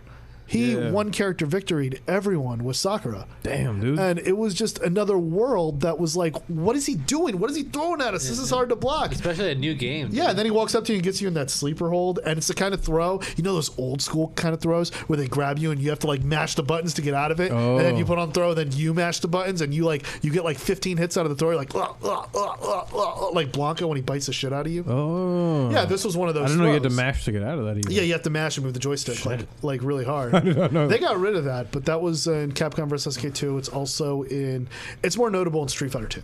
Oh. Yeah, with certain characters like Boxer, Blanca, they can do those kind of moves. And it's those kind of throws. Yeah, so and so you can't just take the throw. The throw just doesn't escape the mix-up. The throw's even worse. You don't want the throw. The throw sucks. So it's like we would just line up, and it was incredible. But yeah, he was like an alien. So crazy. We didn't get his name. We didn't know who he was. I wonder if he had like prior experience or something. Maybe he had been playing like Japan or something. Yeah, probably, or maybe he was from California, Probably or California, maybe he just because there were some really good players in Capcom vs. SK2 in Miami. There were. I mean, we had like some legendary players, like even ones that even in the circles, like in the international circle, like if you mentioned guys like Daniel Navarro, Big Five, and some other people's names from the past. A lot of Capcom vs. SK2 players will remember that. We did have some very notable Third Strike in Cap vs. SK2 in that dark era of fighting games before Street Fighter 4 made it popular again. Yeah, you know, it's interesting to me the competitive fighting game world because you start hearing about these. You start hearing about these top players from all around the world in these cities, and like it becomes so. It's kind of like UFC when you realize, like, damn, out of all the people that tried for this stuff, there's only 2 of them in that ring. Yeah, and you start getting like, oh shit. And you know what's crazy is because of the expansion of esports. Yeah, and that's my favorite part about it. Really, when you look at it, there's very few players who make like a livable wage playing Street Fighter. Yeah, like a lot of them. You got to be the best, bro. Well, as far as being the best, there's really just a handful of people who are the best enough. Yeah, that they're able to like, you know, make a living. Like there's the Capcom Cup champion who is Idom, this 23-year-old from New York who won it this year, and he got himself a good chunk of change, like around $300,000 nice. For that win of a tournament. And he also makes more money by winning pop bonuses and all those things. Yeah, but sponsorships and deals. But when you go through it goes all the way down to the top 32. The people on the outside there got like $250, and then the person who gets like 7th place maybe gets like $2,000. Wow. Yeah, so it's like, and then you look at the PC gamers, and the people who made the top 200 make the 6 figures. Make 6 figures and do all that kind of stuff. Ooh. And it's fascinating because there's a lot of money being poured into those esports, the League of Legends that are filling up the arenas and everything. Yeah. But again, there's a lot of money being poured into it. You're seeing a ton of investment, but I'm concerned that this is with PC gaming, is that you see a lot of investment, but I don't see so much return on investment. Yeah. But then again, like Twitch is $1 billion platform, and all the other platforms launching as well that are coming out. You see it all happening. I think there's a. It's only up from here, dude. Like traditional entertainment, it's only getting segregated from now, and I feel that gaming as an entertainment genre, it's gonna be it is already huge, but I think it's gonna be even. The people who are big now are gonna transcend if they're able to, if they can be charismatic, or if they can be adapt to, you know, new trends, like and acting shit. And stuff like that. You mean? Not acting, just I don't know. It could be anything, whatever the next trend it is, you know. But those are just so few. Yeah, to be like celebrities, you mean? Yeah, that are able to cross over. Not just celebrities. You gotta be able to be good. You gotta be like, because to be a streamer, not only do you have to be good at the game, but you have to be a good. You have to be able to talk. You'd have to be a good character. Yeah, but and have a good editor. Especially, I would say in fighting games, one of the things is that it's still way more grassroots than esports. So it's still, the people there are playing not for the prize money; they're playing to play. Yeah, because they love the game, and that's the way it always was with me. Hell yeah. I go to the arcade. Yeah, it's not like League of Legends. I play it for the love. Shit, yeah. So. So that's one thing that you have. Man, yeah, and it's a beautiful thing that you always have that going for it, and it always goes together and everything. But even then, the people that dominate and get the views on YouTube per se, and I have friends who follow Street Fighter video games only by what they search on YouTube. So they'll think that's people who stream popular or have some blow-ups. Or like godlike. Right, like kind of like the shock jocks who say like, you know, just engage the stream monsters. Doesn't mean you're good. Yeah, I mean, they don't, a lot of the popular ones on YouTube, they don't go to tournaments.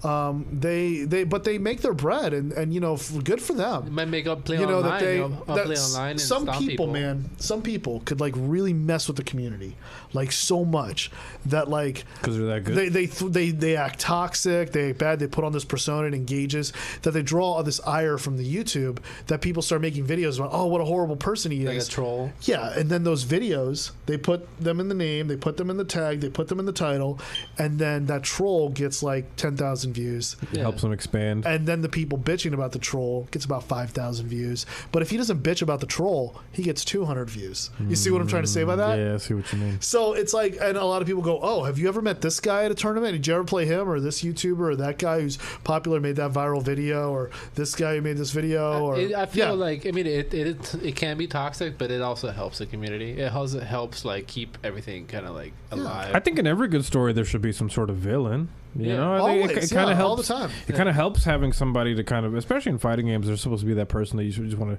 to want to hate, take down for whatever reason for your like justice. MMA. Yeah, I mean, there's borderline. It's fun. Yeah, there's still a degree to it. As long as it's not literally violent, it's like just have fun. Have fun having your rivals. Pick up your sticks. That's bro. what makes you better. Yeah. Like, you know, and the shit talk always adds to it. I never want to take that away. That's the culture. That's you awesome, know? dude. And it's great, and especially when there's like majors and finals. I love to side bet. I don't like when people can't tell between. Kind of just because I'm competitive, man. Yeah. I hate when people take trash talk too seriously.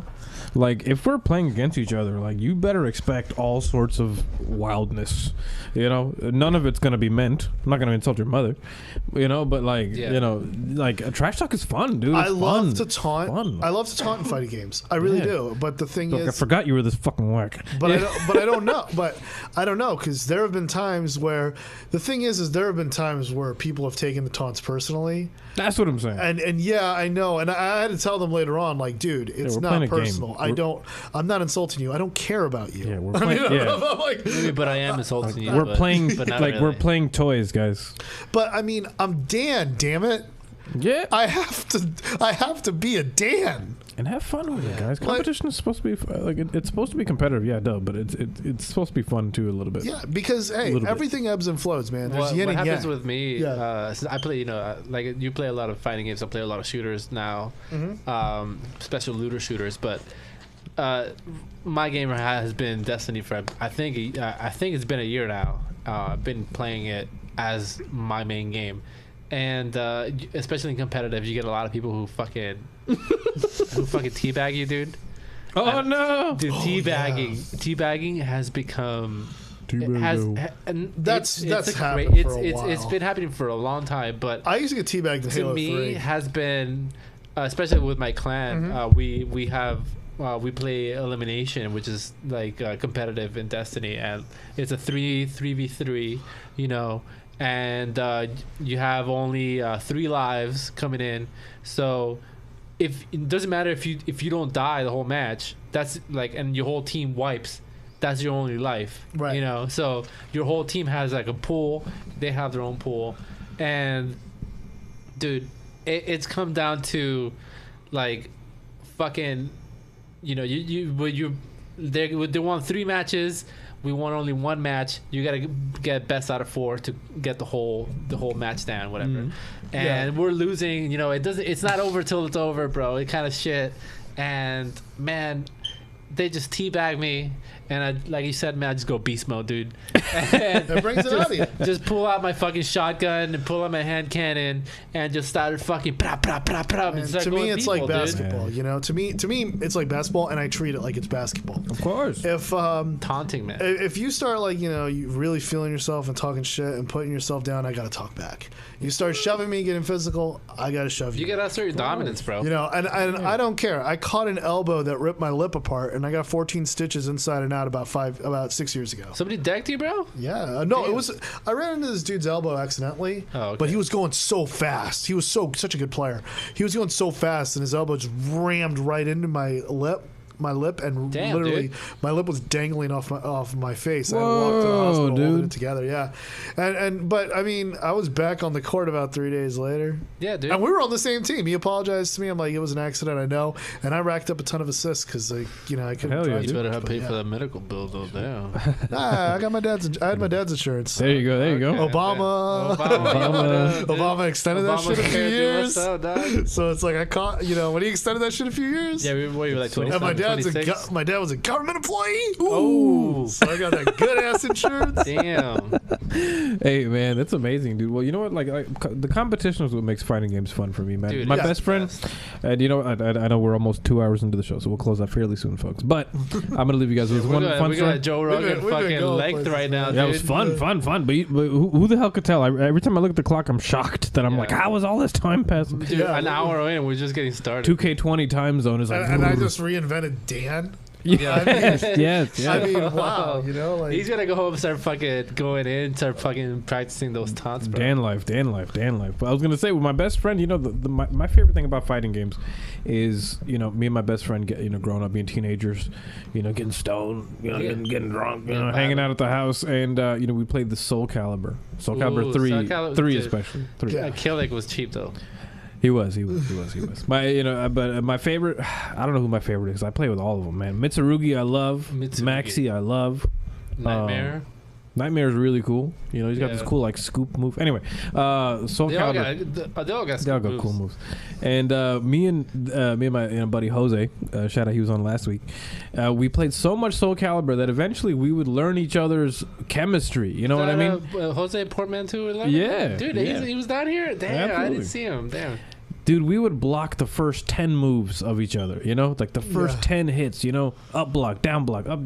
Like all of them, block grab. Yeah. You know, we'd block every single move for the first 10 hits. But you guys also know each other very well well. yeah, that's the thing. That's the thing. You start reading. That was the beautiful thing. It's awesome. Yeah. I mean, if you can go like... It really was have Ken like versus 20, Ryu. Yeah. A 20 versus 30 person set. Dude. I mean, a first to 20 or first to 30 game set with someone.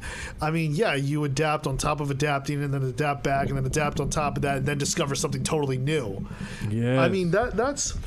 The fighting games has those kind of things that get that out of you. And like for me, that's why I still love things like the couch co-op. Yeah, man. And I think that's something that we need to continue. And I think Nintendo does a good job with their games, making it. They're the only ones that really care these days about that, to be honest. They care about the experience, not really. Yeah, not and really I have a few else. friends that I love to just play together with and everything. And if that's the audience. I mean, honestly, if my experience with fighting games was online, I'd hate them. Yeah. I would have a falling out with Street Fighter even. I mean, maybe I'd still appreciate the artwork and the culture of it and watching it played at the grand stage. But if my only access to it was online, it wouldn't thrill me. I wouldn't be able to capture that feeling. Yeah. Definitely.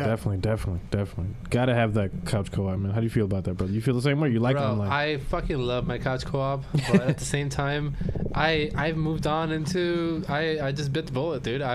Right now, like I hate to say it again. All I've been playing is Destiny. It's just one of those games that really fucking like take as a big bite out of your life. It's a journey type of game. It is you. If you want to get good, you gotta get it out to that sandbox. Every Tuesday, there's a new fucking update. There's a new balancing. There's a new fucking thing going on, and every Tuesday, there's a new mission's gonna go on. There's new dungeons. There's new raids. Who makes the game? Bungie? Bungie, yeah. Shout out to Bungie. Putting in some work on that. Dude, I bought my season pass, which is for a year. It was $60, and you get content for a whole year. Every Tuesday, there's new shit. You know? Oh, okay. You pay ahead of time. Okay. Yeah. Okay. Season pass, they call it? Yeah. And I have right now. We're shout out to my clan, the Boy Zone. We're on Discord. With the boys, So we play a lot of competitive shit, dude. We even try to we do a lot of raids as well. It's a 6-man thing, dude. You gotta have a lot of coordination with people. You gotta have a 6-man group. Everybody has to know kind of what their job is, and you gotta be there for like about 2 hours, man. We're 2 hours. You're basically try to think of it as like a fucking Avenger or something, Wow. Some people, there literally is a Captain America dude with a shield. There's another dude with a fucking hammer. There's a dude who pulls a bubble that buffs everybody. There's another dude that like drops like little like spells on the floor and heals people. It's like it's an RPG. And you gotta find your place in the game, and you gotta know what you're gonna do, how you're gonna play. Exciting. But the best part about it is that there's no healer, there's no like support group. Everybody can be fully pushing and attacking, doing things, Yeah. But you can also heal people. You can also try to maneuver and build a team of people. Like I was saying, elimination, for example. You know, you could take your experience as a raid team, have your build as a raid, and fully understand how the mechanics work of this game, and have your full build. You know, like literally every little mod you can change it to what you want to do. Every time you kill somebody, you know, you can get like more ammo, or you can do different things. You get super energy. A super is like literally, like I mentioned, you can literally turn to Captain America. You pull out a shield, you throw it, it bounces off fucking walls. Whoa. You know, you can block people. You can, you know, do different things. I'm more of a aggressive player. I run in with a hand cannon and a shotgun and a grenade launcher, and I just fucking push. And I know that I got my boys behind me. Whenever I take a lot of damage, I hold back.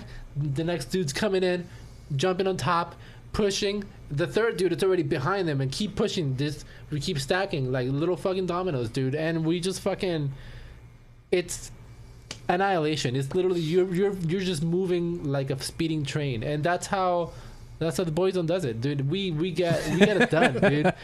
That's one of the things I love about Destiny, and it's more like a culture, dude. And people I've seen Destiny like teams and stuff get like really attached, and they have like their own mannerisms and like camaraderie. There's a culture, there's a lore, there's different things. It can, if you're a lore player, if you're like just a PvP player, whatever the hell you got, I suggest it's a free-to-play game. Anybody can fucking play this shit right now. They're giving it for free. You can hop in. I have it on the PS4. Dude, I have it on the PS4 as well. We mainly play on PC because fuck's 30 frames per second. I cannot do. That's one of the things I wanted to mention with you guys. I cannot do 30 frames anymore. I cannot. No, I can't either. It's console for me has. I have a PS4. And I don't even touch it, dude. It's literally been unplugged for the past year, and I've 60 frames look so good. Feels so nice. Yeah, I'm at fucking 120. 120. I can't even. Street Fighter 2 runs at 60 frames per second. Yeah, I'm playing Destiny 127. You know, like 140 frames, dude. You can even like. Devil May Cry. Ooh. The new one is very good. Yeah, Devil May Cry 60 FPS. 5 is beautiful. It's a good day. I haven't played 5. It looks so good. Yeah, it's great. I just hate playing as a Chris Angel looking dude.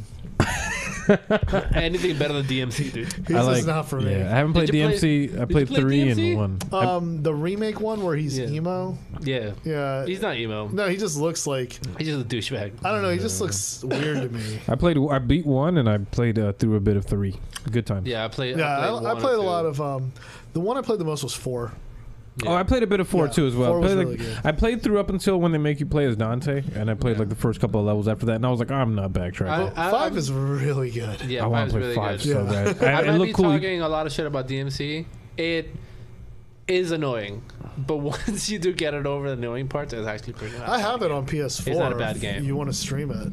Oh, that'd be great. Yeah, we should. You. I gotta work on my Dante combos. They're okay. You're part of the Boyzone on Discord. Am I on Boyzone? Yeah, you're on the Boyzone. I didn't know. I want to be. I want to be the Joey Fatone. You are the Joey Fatone. You've been the Joey Fatone. I want to be the Joey. The fat one. Want to be the older one? Yes, that's what I always said. I was like, that's why he's the fat one because his name says it. I remember the Robot Chicken sketch. Yeah, the fat one. Really? Yeah. Oh, you never saw that, dude? You never saw the Robot It's like Chicken a sketch? Karate Kid shit. It was really his voice too. Yeah. Oh no. Yeah, he really came in and did the whole thing, They're funny, whole fat dude. one thing. Chris Kirkpatrick's gonna be. Chris and Joey are gonna be performing at Hard Rock in like a week or 2. Oh really? Yeah, it's really Damn. funny. Yeah.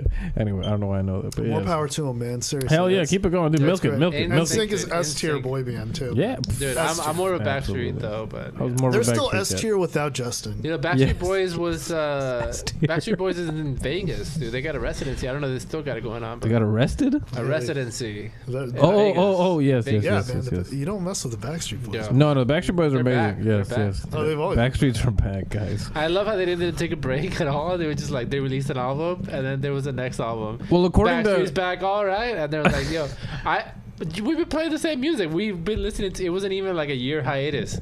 Yeah, like what is the sequel? Yeah. Well, according to their we're back again. according to their contracts, that's probably why they're milking that money now because they're trying to, apparently their contracts were not very good back in the day. Whoever was producing music around that time for Backstreet Boys. Max Martin is his name. Max Martin, dude, he was fucking killing He's it. nailed. He actually produced the entire Ace of Base album as well. Ace of Base, yeah. Ace of Base, he did a lot of Backstreet Boys, Britney as well, didn't Britney he? Spears. Yeah. He's done Celine Dion stuff. Yeah, So I guess you would he say did, he's Do you like- believe in life after love? Did he do that? Oh, the Cher song, which is the first song to use autotune. I didn't know he did that. Is it the No, first they one? didn't use. So are you they s- didn't use. No, wait, was it? So are you No. saying that this guy is like the Barry Gordy of boy bands? Of boy bands, yeah. Max Martin, man, look him up. He's done work. He's done work. Eiffel 65.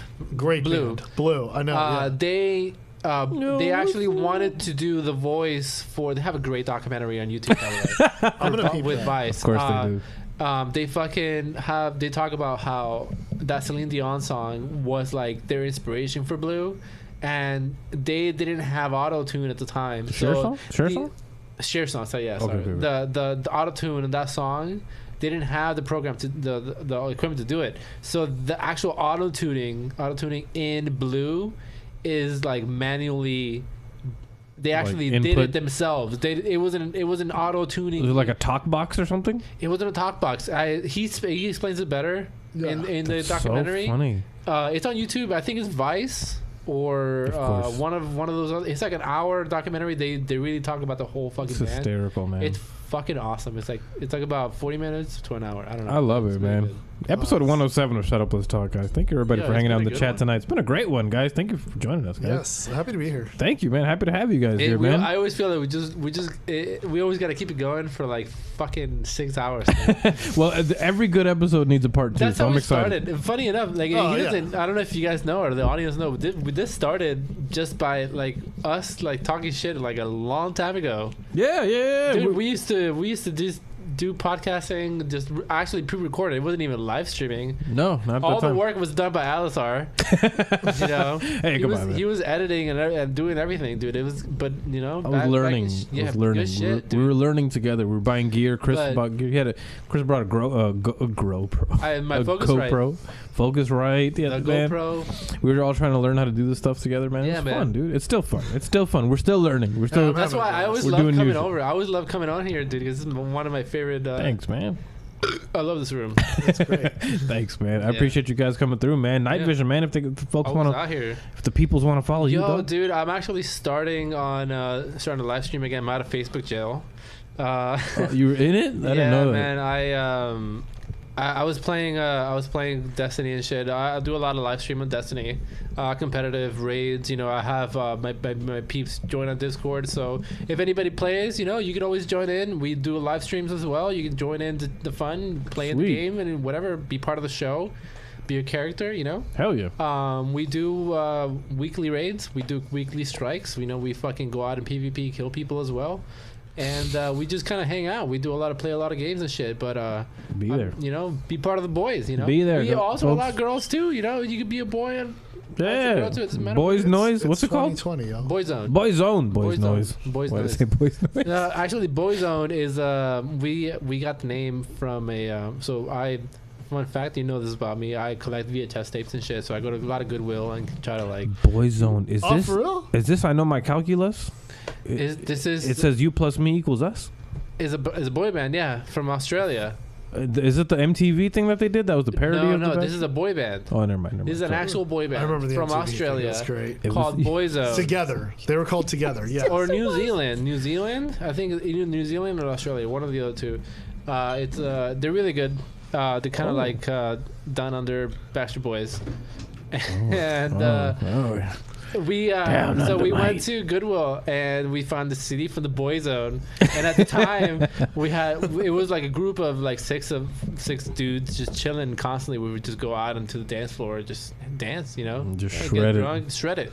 Shred it like Parmesan. You know, no toxic masculinity and all that. We're just vibing, you know. Yeah, of course, just chilling. So And, the Boy Zone is exclusive. No, do we welcome anybody? Okay. I said okay. inclusive. Sorry. Inclusive, yeah. Oh. Yeah, I meant to say inclusive. Sorry. Yeah, Inclusive. Anybody can be a boy. Anybody Equal- can. equal opportunity raids. Yeah, That's so what the you man can join the said. Discord. Just hit me up, Sol Yurick on Facebook, Nightvisionnn 3 N's at the end on Instagram. And you know, if you want to vibe, I'm really trying to build a community here. You know, just trying to be whatever. Just fuck it. You know. Absolutely, guys. Literally, fuck it. No, man. Yeah. Team Khris, man, if they want to follow you, where can they follow you at, brother? Yeah, so on Instagram, Facebook, and Twitter, it's CRBAUMAN. That's CR Bauman, my retired pen name. Yeah. Yeah, so you could look me up, my gamer tag, Team Khris, TeamKhris. Look that up on YouTube and Twitch. Gonna be expanding, doing more things with that, but in the meantime, touring, doing commentary for Street Fighter in general. But you could see me this weekend on Saturday night. I'm gonna be on TNEA Sports. TNEA Live. That's the Twitch username. That's the Tennessee Esports organization. I'm going to be doing the semifinals for Street Fighter V at Kumite in Tennessee, and on Sunday I'll be doing the top 8 finals on Team Spooky. Huge viewership, great guy. I mean, the opportunity to work for Spooky he's one of the best streamers in fighting games. Amazing, internationally renowned, great dude, great channel. So I'm really excited again for the opportunity to get on a stream and do it, and also do commentary for Street Fighter V. I actually love doing commentary for that game the most, and I really want to kind of build up and do more. And if you're looking around, just you see Team Khris, just peep my reel, and I'm willing to work with everyone, all the tournament organizers, streams, everything. I'm willing to jump on a plane, train, automobile, whatever it takes to get there and do some good Street Fighter commentary. Yeah, awesome, man. Yeah, so peep me this weekend at Kumite in Tennessee, and 2 weeks after that I'll be in the Tampa event. Tampa Never Sleeps. Don't know what I'm doing there. They really don't sleep. No, it's a 24-hour venue tournament. I was there 3 years ago and I won a spelling bee. Whoa. So I'd like to win that spelling bee again. In fact, I beat Hungrybox in that spelling bee. Did you? Yeah, and That's Alex hilarious. Trevelyan. Yeah, Damn. That's amazing. And it was funny because I know a lot of people who play Smash worship it and wish they could beat Hungrybox at anything. Because instead they just get salty and throw crabs at them. Yeah. Funny thing is, there's also a Smash documentary on YouTube. It was like grassroots made. Yeah. It's actually a pretty good one as well if you want to check it out. And Hungrybox is a great guy, man. Yeah. He's doing Campbell's soup commercials chill. with his mom. Yeah. Really happy for the guy. Don't throw any more crabs at him. He was at SuperCon a couple years back, and he had I met him. He was a good, chill dude. Yeah, and if he wants that run back in that spelling bee, he is more than welcome. Run it, dude. Run it. You can bring it, Juan. You can bring it. You should have seen the people in the crowd thinking he'd win. They'd be like, "Oh, he's an engineer, so like he knows how to spell." I'm like, "I'm a copy editor." Are you kidding me? All I do is see misspelled words on billboards.